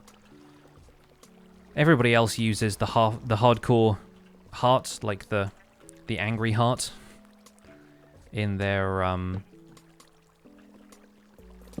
thumbnails and stuff. So I'm not sure if I should do the same or if I should try and come up with some other kind of logo, but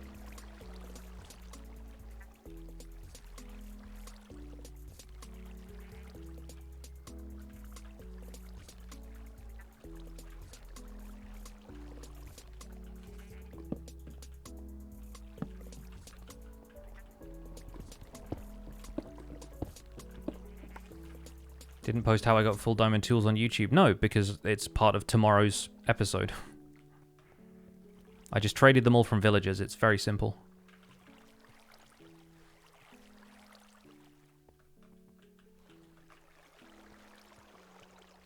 Like, if it wasn't clear, that was what I was working towards with the villagers the entire time. Like, blacksmiths will trade you every type of diamond stuff imaginable.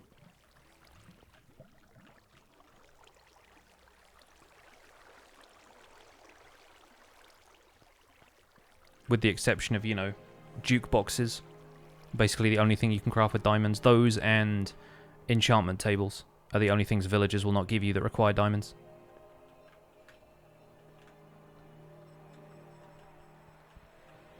Yes, they're on fire. Fortune does affect iron and gold ore, which is why we are mining with a Fortune 3 pickaxe pretty much exclusively.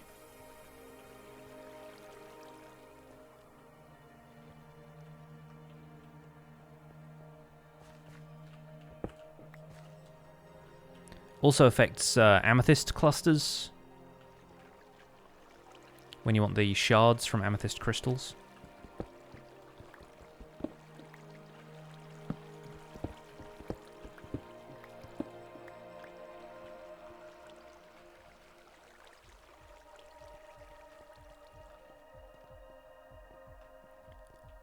We've clearly been down here before. I think this is where we dug down and we found the geode, which was kind of our primary destination for this caving trip. Even though we found that other geode nearby, I did want to get more amethyst and everything, so...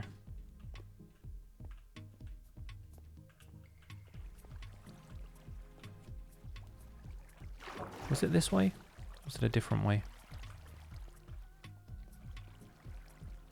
No, I guess it wasn't this way. This is where we found tuff and started branch mining.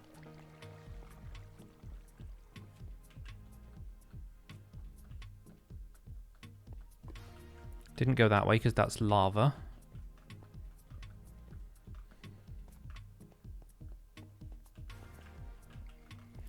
Must have gone back this way.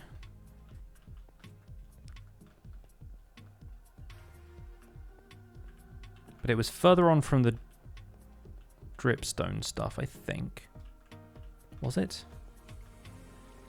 Does this only lead down here? Seems that way. If I considered using Silk Touch when outside and Fortune everything at the base, yes, I don't think it's as good an approach anymore, because if you Fortune everything, you can make the compact resource blocks as you go. And you can cram more of those into your inventory because it's basically like 9 ore items. Like 9 raw iron, raw copper, any of that stuff. So Silk Touch really isn't going to save you space when you can basically make compact resource blocks on the go. The only reason to Silk Touch ore at this point is that you want the ore, which I would be entirely in agreement with. Like, I like the ore blocks a lot. I think they're very nice. There's the geode. Knew we'd stumble upon it sooner or later. We also have a bit of a dark space down here that I want to avoid stuff like this happening. Good. Well, that's just prime. It sure is. Das Parox, thank you so much for the 3 months. Welcome back. Had to drop your Prime sub for the new hardcore series. Well, thank you very much. Really appreciate it.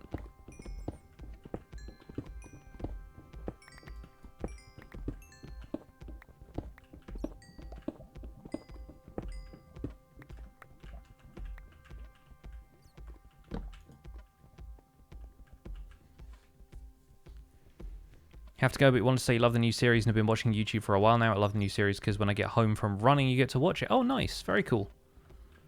Enjoy your run.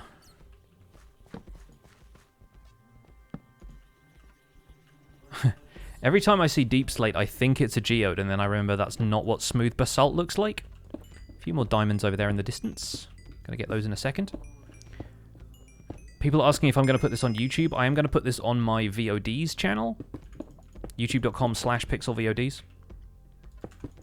It's not going to go on the main YouTube channel because if you post long videos on YouTube and people don't watch the entire thing, then it tends to mess with your YouTube analytics a little bit. YouTube tends to recommend your videos less because it thinks fewer people are watching them, when really, you know, people are less interested in watching a longer VOD. But I have a separate channel for those, which isn't like super monetized or anything. Maxenstein, thank you so much for gifting that sub to Castle Lion. Really appreciate the gift sub there. Okay, this is I think a larger geode than the one we encountered earlier. You can kind of see it's a little bigger. So this is really what I wanted to be here for. Maxenstein also subscribing yourself. The 8-month resub, thank you. There was a geode back there. Yes, that was the back half of this one. The bit that I'm looking at right now is where the tunnel that cave like curved around to and ended. It should be through there.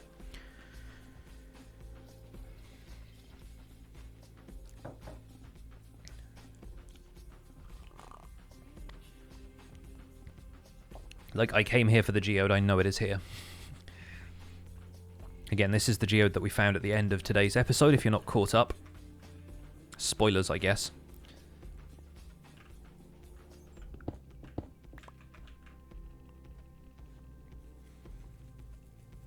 Do I have a Discord server? I have a Discord server just for my Patreon supporters. It's the kind of thing where you sign up for Patreon, you automatically get added to it. It's less of like a social Discord and more of a Discord around the server that I host as a thank you to my patrons for supporting my channel.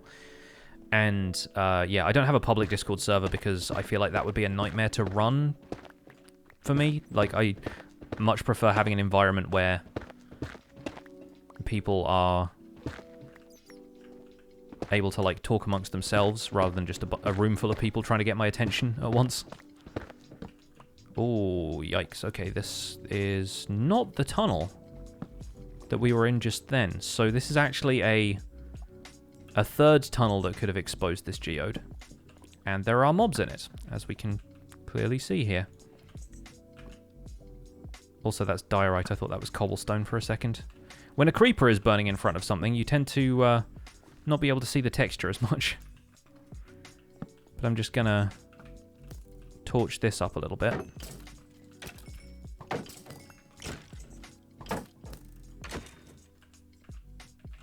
Just to make sure we don't have any interference while we're working on the geode. I'll probably chuck out some of these mob drops into a handy lava lake. Don't worry, there's one back there.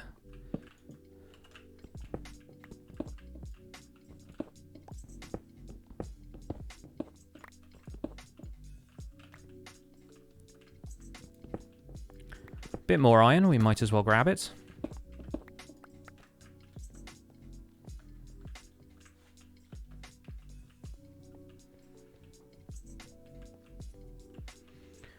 If an observer is put in front of a budding amethyst block and connect a piston, every time the amethyst grows, can the piston push into a hopper to collect it? Yes. Well, the problem then becomes if the piston pushes in front of the observer, then the observer is going to detect the piston head moving and is just going to start a clock that never shuts off. But there are ways around that. It's the problem I always run into when I want to make a circuit using an observer and a piston. It's like, well, the observer is now going to activate every tick because it sees the fact that the piston head is moving in front of it. But yeah, you can farm amethyst shards using pistons and hoppers. Yeah, it's going to be how everybody does it, I suspect. Let's throw the flint out as well.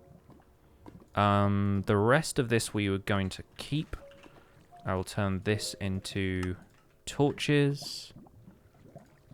There isn't really much else that I can condense down. I might chuck out some of the cobblestone if we have to, because it looks like this geode will provide a lot of material.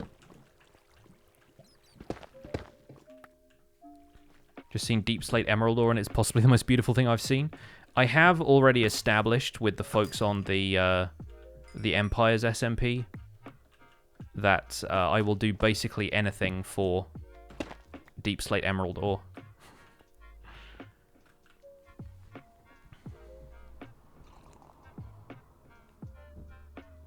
Like, that is going to be legitimately how I get bribed to do anything on that server, is people bring me emerald ore, and deep slate emerald in particular.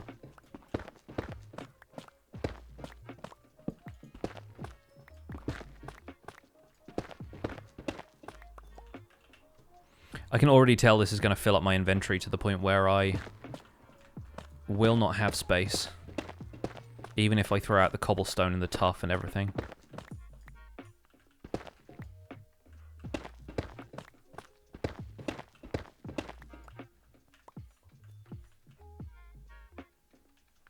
Same will now be true for me on Queen Kiwi's server, right?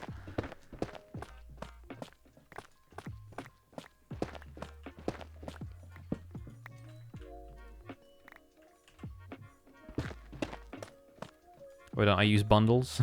The problem is bundles wouldn't even work all that well. Like, you could bundle the gunpowder, the diamonds, the redstone dust, the tuff, the iron ingot. I guess we'd free up a little bit of space there. But even then, I think this is probably going to be an inventory's worth of material in and of itself.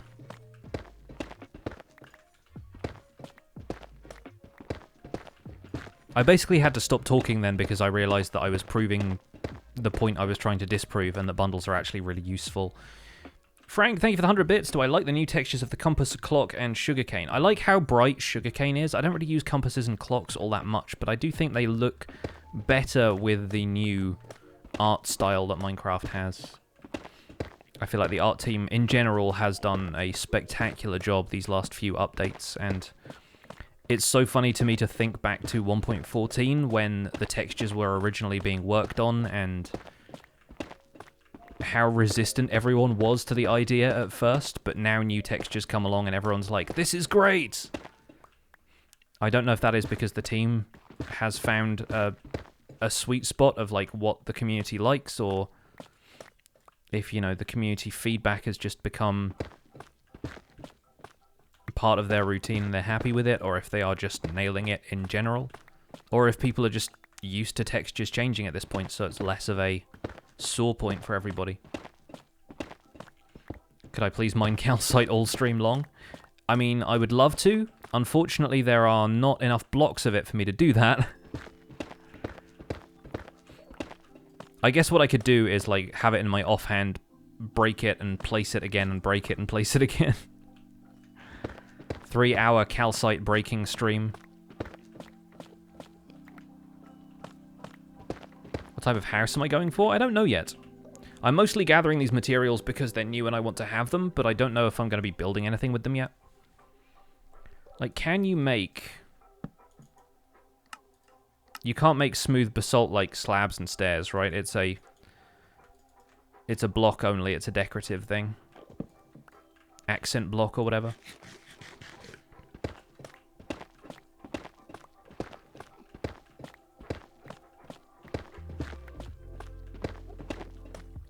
Build a giant geode house. Just move into a geode. I'm actually quite happy we found a geode in a shallower cave, because this one is down at, like... I mean, the top of it is at Y24, so it probably bottoms out around Y11, like at lava height. Gonna have to find a way to refer to certain parts of the world in 1.18, because lava level or diamond level are no longer really going to be a thing. Well, they are, but they're further down and broader. Geodes are way cooler in real life than in Minecraft. Geodes are pretty cool. Crystals in general are real nice.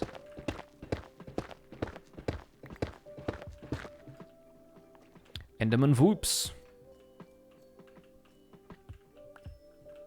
There he is. Better not be nicking my amethyst, you.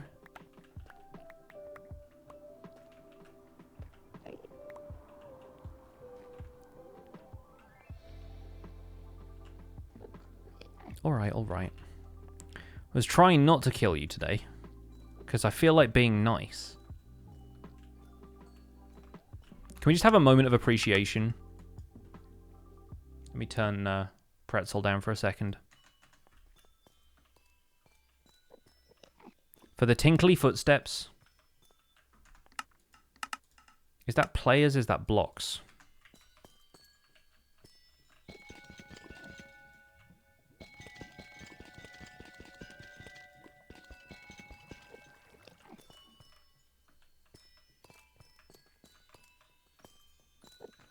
It's so nice.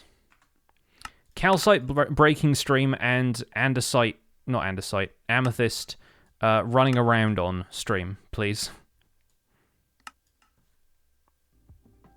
Anyway. Enderman killing stream.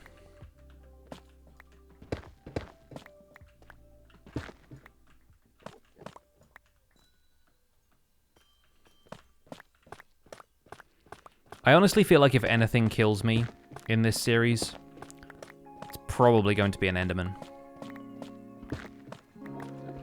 I feel like a lot of my legit deaths in either Survival Guide or Other Worlds have been to Enderman, but not in Hardcore Worlds because I haven't really played Hardcore much.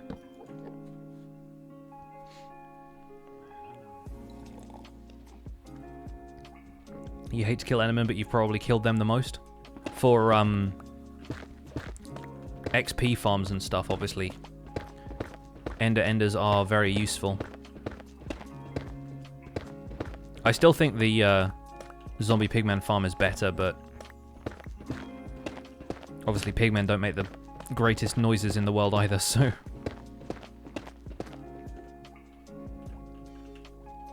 Alright, let's throw out the small stack of cobblestone. The short stack.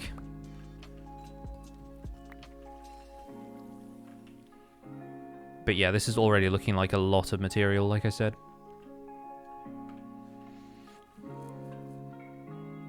Will I keep the series going until I die? I mean, that's the idea, but if 1.18 comes out and I still haven't died yet, the series will still end then. Because I'll be going back to doing regular Survival Guide. Season 2, baby!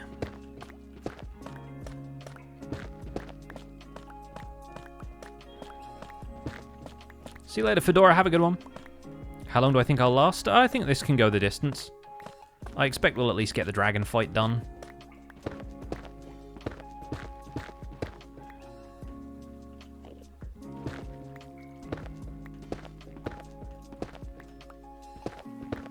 Either that or I'm going to do something stupid and die in the nether, but since I have like a certain amount of investment in this world now, I'm kind of fine with us not dying. So I'll probably be extra careful when I do stuff like the nether. Being extra careful never hurt anyone, right? Actually going to keep the gunpowder. Iron ingot or tough, what do we throw out? Or a crafting table, but I don't really think there's anything else I can condense now. I think we're going to throw the tough out. It's like stone. We'll get it all over the place.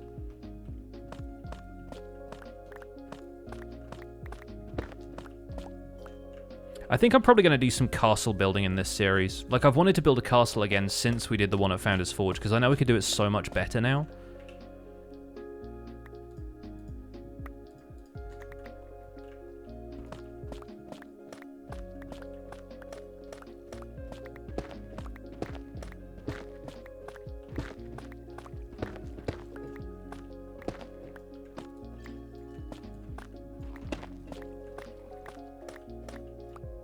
Make it out of deep slate? I mean, we could certainly add some deep slate in there, couldn't we? It's obviously not going to be entirely deep slate, because guess what? Part of the things that make building good is using a variety of materials. I'm sure there are some people out there who can make wonderful structures just out of the shape. But you're always going to add that extra dimension to it by having different materials in there. I think we're going to head back to the surface. I could throw the sugarcane out as well. I don't know why I have sugarcane on me, but yeah, we're going to head back to the surface, drop all these materials off into a chest again, and maybe come back down and get the rest of this.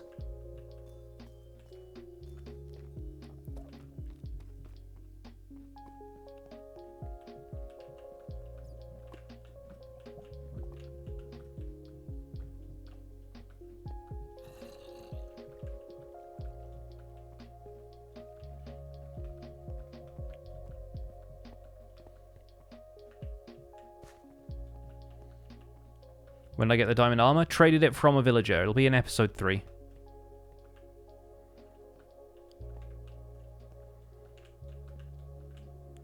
Once again, if I had a clock on me, I would know it was dark, but if I had a clock on me, I wouldn't be carrying as much material, so...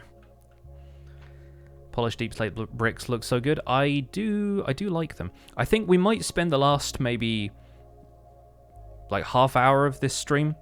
Maybe, like, 10-15 minutes. I don't know how much tolerance I have for stuff like this. But we could hop into a creative mode test world and do some test builds for this series, because I would like to get a little bit of stuff built. And I think I'm going to be making more extensive use of creative modes in, like, super flat worlds and other test worlds, just to work on my building skills in general from 1.17 onwards. I found it really useful building the museum in creative first, and then just rebuilding that in survival. Can we go more advanced in this series? Thing is, the series is only going to last 6 months, so I don't know about more advanced in terms of the technical game. I don't know if I'm going to get to the point where I'm, like, doing Psycraft-style projects or anything. For a start, I'm not a whole server of people, it's just me. And secondly, I'm not that bright. But I think there are potentially some concepts we can touch on in this that we didn't do much of in Survival Guide. Like making more advanced slime block flying machines. I would love to do some stuff like that. Like making tunnel bores and things, potentially. Now I know how to make a mob switch, and it was relatively easy to do in Survival Guide. I could potentially do something like that, and then there is less risk of the tunnel bore exploding midway through because of creepers. So, yeah, we'll see. We'll see what we can get up to. I'm ideally going to try and do what I've done with Survival Guide and do that kind of stuff myself. Like, you know, work on designs in creative and test stuff and develop a deeper understanding of the mechanics rather than just, like, following an Ilmango tutorial for how to do a tunnel bore. Because wonderful those tutorials are... It's the kind of thing where if you copy it block for block, I feel like I don't understand things as well as if I've puzzled my way through it myself, you know? What's a mob switch? A mob switch is the use of hostile mobs which do not despawn, of which there are 3 main varieties. There are shulkers, evokers and vindicators from Woodland Mansions, and villagers that you've traded with once and then zombified. Because those are mobs which will stick around in the world without you name tagging them, without them picking up items, without putting them in a boat. All of which are things which remove them from the mob cap. So what you do is you get a bunch of mobs which take up the mob cap but will not despawn, and you put them all in the spawn chunks. Withers are, yeah, the other one. I don't tend to count withers because it's kind of difficult to trap them in bedrock in the overworld, and they're very noisy. But, so are zombie villagers, I guess. It doesn't really matter at that point. But the, what a mob switch does is move a bunch of those mobs in and out of the spawn chunks of the world, and if they're in the spawn chunks, then that area stays constantly loaded with the amount of mobs that takes up the full mob cap for a single-player world, or potentially a server if you're building one on a server. And that means that the game realizes there are 70 mobs in the world and thinks, okay, that's enough that I don't need to spawn any more around the player. So yeah, I figure that's the best way of explaining it. Like, a mob cap basically tricks the game into thinking it's spawned enough hostile mobs that it doesn't need to spawn any more. And so when you explore the rest of the world, you don't run into any hostile mobs in, like, dark areas or caves or at night or anything. And I built one late in the Survival Guide series so that we could do some building at the museum and basically be in peaceful mode. Give or take, you know, not really having the option of permanent regeneration effects or whatever, but like,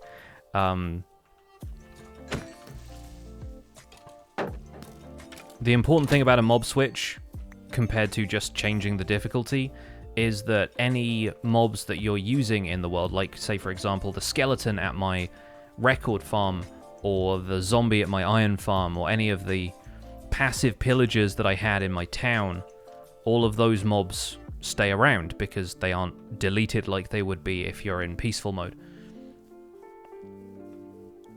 Well, that's just prime. Why does the game constantly keep the spawn chunks loaded? I don't know why, really. There is a setting in Optifine that can disable that, which I think is Fast World or Smooth World or something like that. Smooth Brain? I forget what it's called, but it's, yeah, there's an Optifine setting that prevents it from doing that, which can help performance because the game is not trying to load another area that you're not occupying. Oh, this is a problem. We're going to have to maybe make a bit of space here. I was a bit premature in my layout. Let's put these here. And put those there. Yeah, that's a problem. Never mind. We'll probably start to do different stuff with the organization system here anyway. I have so much coal now. Never had this much coal. Oh my goodness. And I can throw this stuff in here as well. 64 blocks of raw copper plus an additional 43. We should start smelting some of that.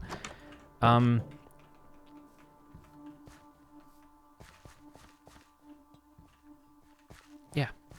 If you die without a respawn available, you go back to spawn. Makes sense from a program POV. I guess so, yeah. I mean, if you respawn at your bed, then the game still has to load the world, right? I guess it's like a faster load if it's the spawn chunks. But obviously, as a concept in Minecraft, it's very useful for players because if you build an iron farm there, it will run constantly, that kind of thing.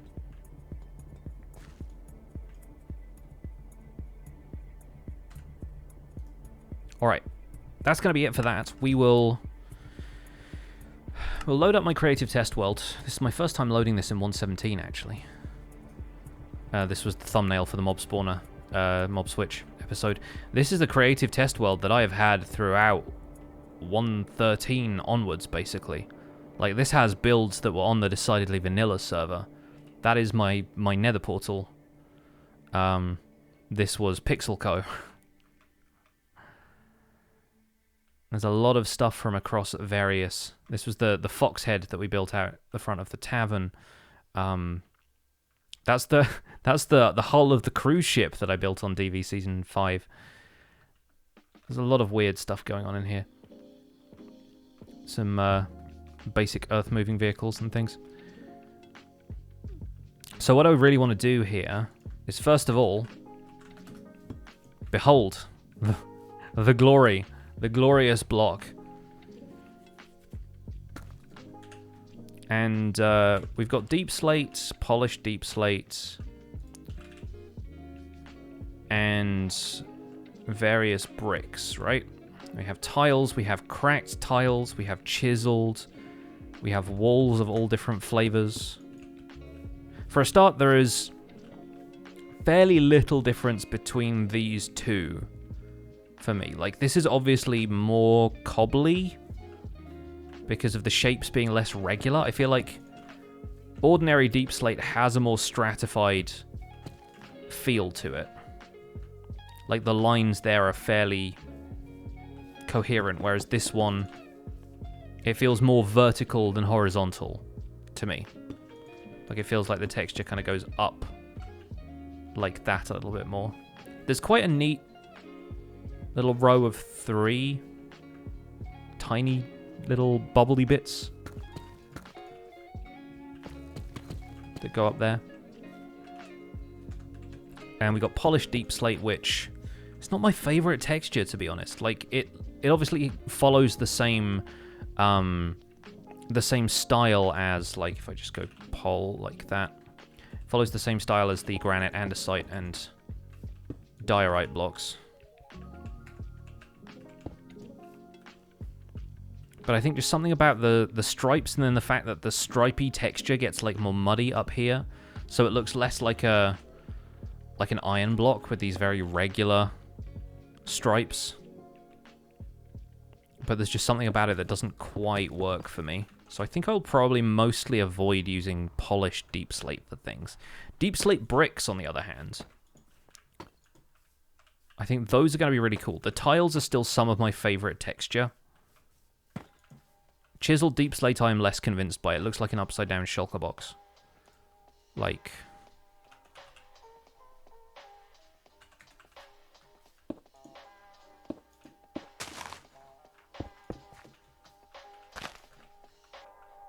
It's kind of got like the opening kind of vibe to it. I don't know. But yeah, I'm not that convinced by chiseled deep slate, at least for now. Maybe I will find some cool stuff to use. But I really think this stuff, cobbled deep slate, and then these are really where it's at. The tiles are honestly... They're a little bit weird because of the darker sections. That it has an overall much darker appearance than this. This has highlights in it, which are much brighter and cover a larger area than this. So that's going to be interesting to work with. I also like how developed this palette is now. We had netherite, and obviously, like, ancient debris feels like a completely different color from all of this stuff, but there are hints of it in here. So there's almost like a transition between these.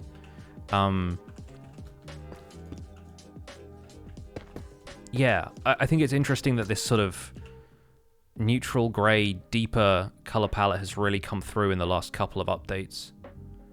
Obviously, we've got Blackstone and everything else, right? Is that supposed to be the Warden? I honestly don't know. I mean, I guess so, but we haven't really seen much of the Warden beyond, like, concept art and a brief video at Minecraft Live. So I'm still curious about how that's going to... how it's going to look. See, polished Blackstone, I like way more than polished deep slate. That's deep slate bricks. Where is it? There's just something kind of oddly metallic. The border is very bright and then very dark. Like, there's a lot of contrast going on there, whereas the Blackstone feels a little bit more muted and grungy to me, which I like. I really like Tough as well, even though you can only really do one thing with it. But I think Tough makes for very organic looking walls. So if you kind of do the layered version of it like this, can make some pretty good curved walls. Layering it like that kind of adds some texture to. It'd be nice, like, as a retaining wall or something like that, you know. I think you could do some good natural stuff with that. It sort of reminds me the most of dry stone wall, which you get a lot in the UK as kind of like borders of roads separating them from forests and farmland and that kind of stuff. Let's clear all of this stuff out here and then just get Blackstone bricks, or candles. I need to do some stuff about candles soon. So I think the cracked Blackstone brick is darker than that on balance because of the cracks being in it. And then we have deep for the deep slate bricks. And then we have cracked, I mean, this infested, but whatever. Not like we're going to break them and let silverfish out anyway. There's so much going on here. And you have stuff like deep slate coal that you can work in somewhere around there if you want to. We've also got coal blocks, which are more viable now that people are going to be working with Fortune a little bit more. How's that size up against Blackstone? See, this feels to me more like a coal block than the coal block does. I sort of feel like Blackstone should have been that color, but this works really well in the nether, obviously. Did we get another update today? Your home screen menu has amethyst in it now? It should have had that before. That's just been the case in the 1.17 snapshots up until 1.17 was released, so maybe just didn't see that earlier, or maybe it's kind of passed you by up until this point. I think basalt is a good transition between these, but obviously it doesn't come in bricks. So, like, basalt is going to be good for the organic transition between deep slate and probably cobbled deep slate more so. So we've got regular deep slate there. Yeah, again, the verticality starts to come into play. I like cobbled deep slate to basalt. That's smooth basalt and then regular basalt. And then it feels like it's getting lighter, but it could also be getting darker. So I sort of wonder then if Blackstone in the raw, as it were, that's quite a harsh transition now to me.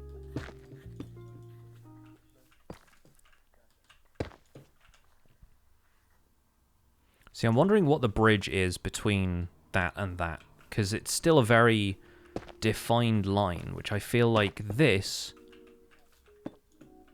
I don't know, feels less so to me. And definitely the smooth basalt.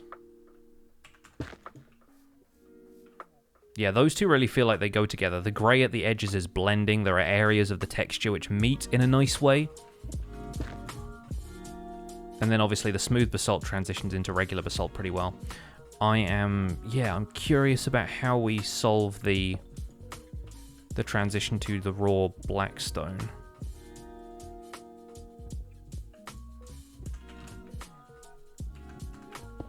And we don't have to include Blackstone in this. This is just kind of like a test of it, really. But yeah, I think cobbled deep slate is working better for me.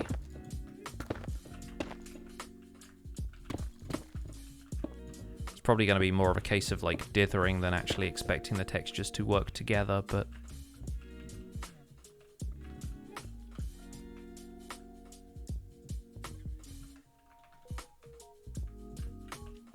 maybe some deep slate coal to transition.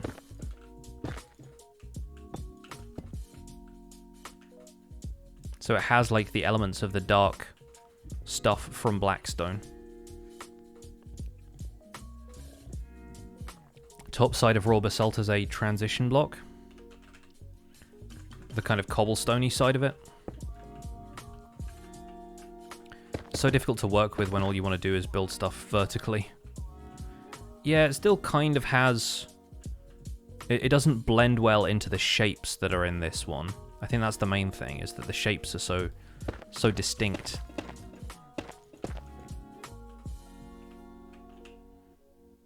Could Blackstone work as a below the waterline kind of darkening? Oh yeah, no, I expect so.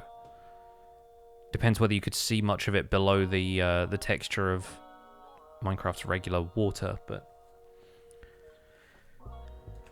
tough to transition. I think tough is lighter more than anything. I feel like tough goes up here in terms of the overall texture. Like, I don't think it fits down here as a... It's way lighter. I feel like deep slate coal is not bad, though.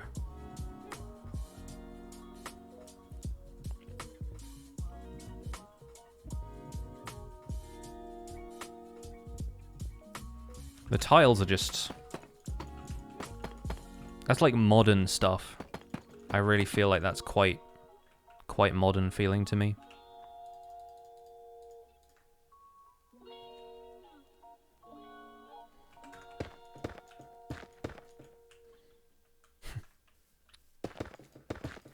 Acacia wood's light as well. Like, acacia wood is not as dark as folks think it is. In the grey palette it fits, but it's much higher up than this. Like, also very linear as a texture.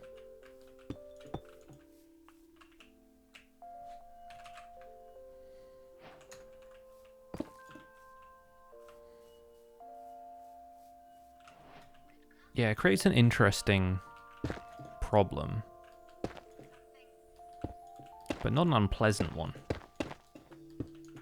It's always sort of like working out a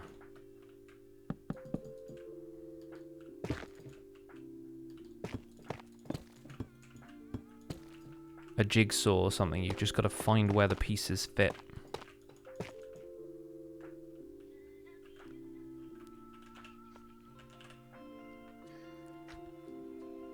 Grey concrete is too smooth, and I feel like grey concrete powder fills a gap up here.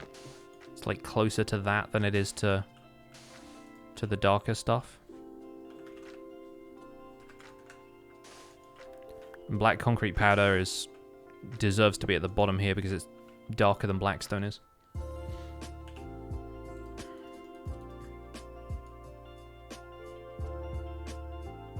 Even stuff like dead coral really fits like up here.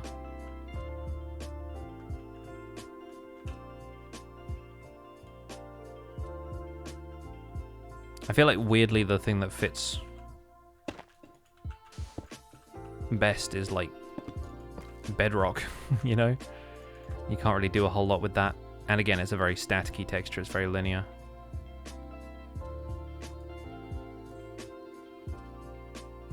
Still, we're looking at the raw blocks there, but I think the brick palette has just gotten so much better with deep slate.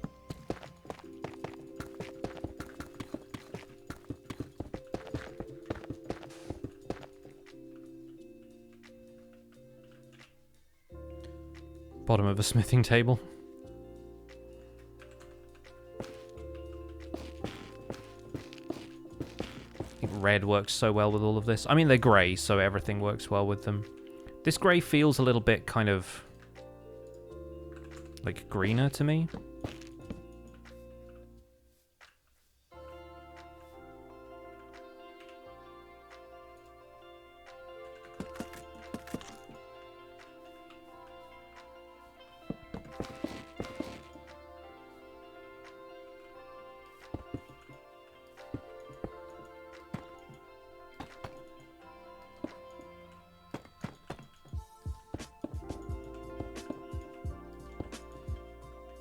Just 100% yes to all of this that's happening right here. Although I think we sort of need more of that. Weirdly.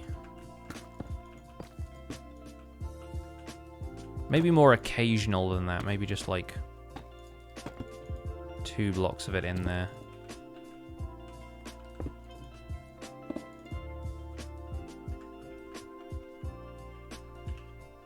The problem with grey on the spectrum is that, like, it always feels like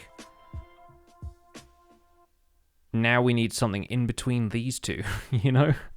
I don't think polished andesite does it. It's even lighter, if anything. It's got the highlights on the top edge. And andesite is, like, lightest.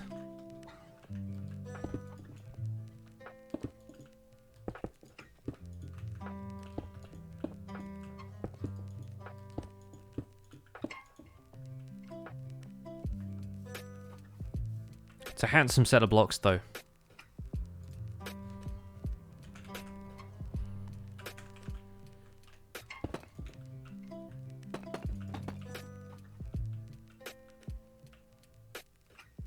There's a whole lot going on there.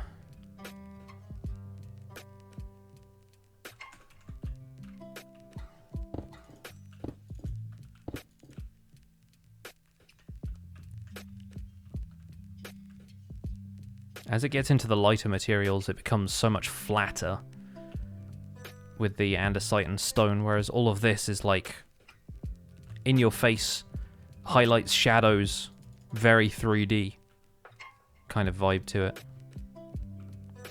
Which you don't really have the equivalent of that, except in the polished blocks, which again, like, I'm not... It's still 3D because of how stark the border is.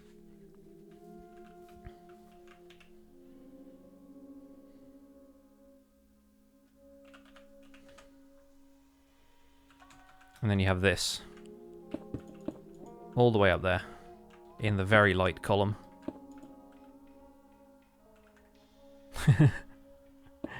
Too light. Basically this. But then you get...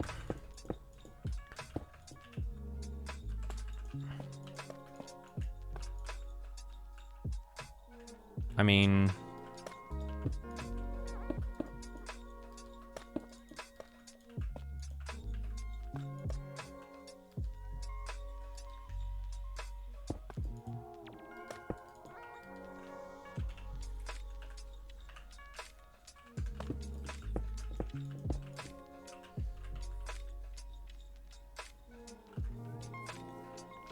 It's a fun set of blocks.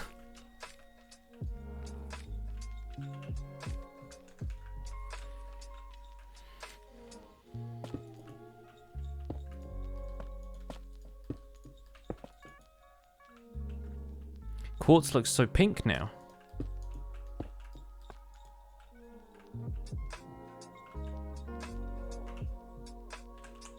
And then of course white concrete.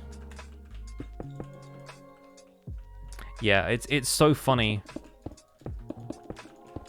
how some of the highlights in Quartz come out when you put it next to something that is actually way whiter.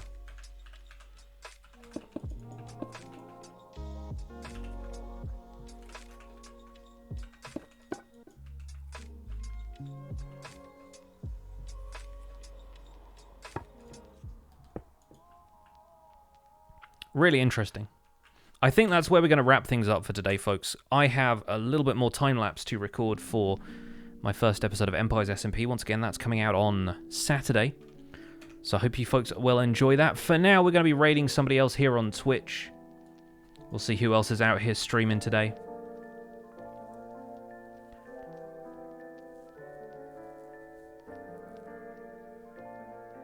You know what? We'll raid Azuma today. He's raided us many times in the past, so we're gonna show some love to Azuma for today. Still in the create mod, still having a wonderful old time. He's building with some pretty wild tools, it looks like, so I hope you folks will enjoy that. Say hi to X for me, don't forget to use your Pixel Hype emotes and the hashtag PixelRaid to show some love. And we'll see you guys soon. Thanks so much for watching, I'll be back on Sunday with another stream for you from a brand new SMP. And until then, take care, bye for now.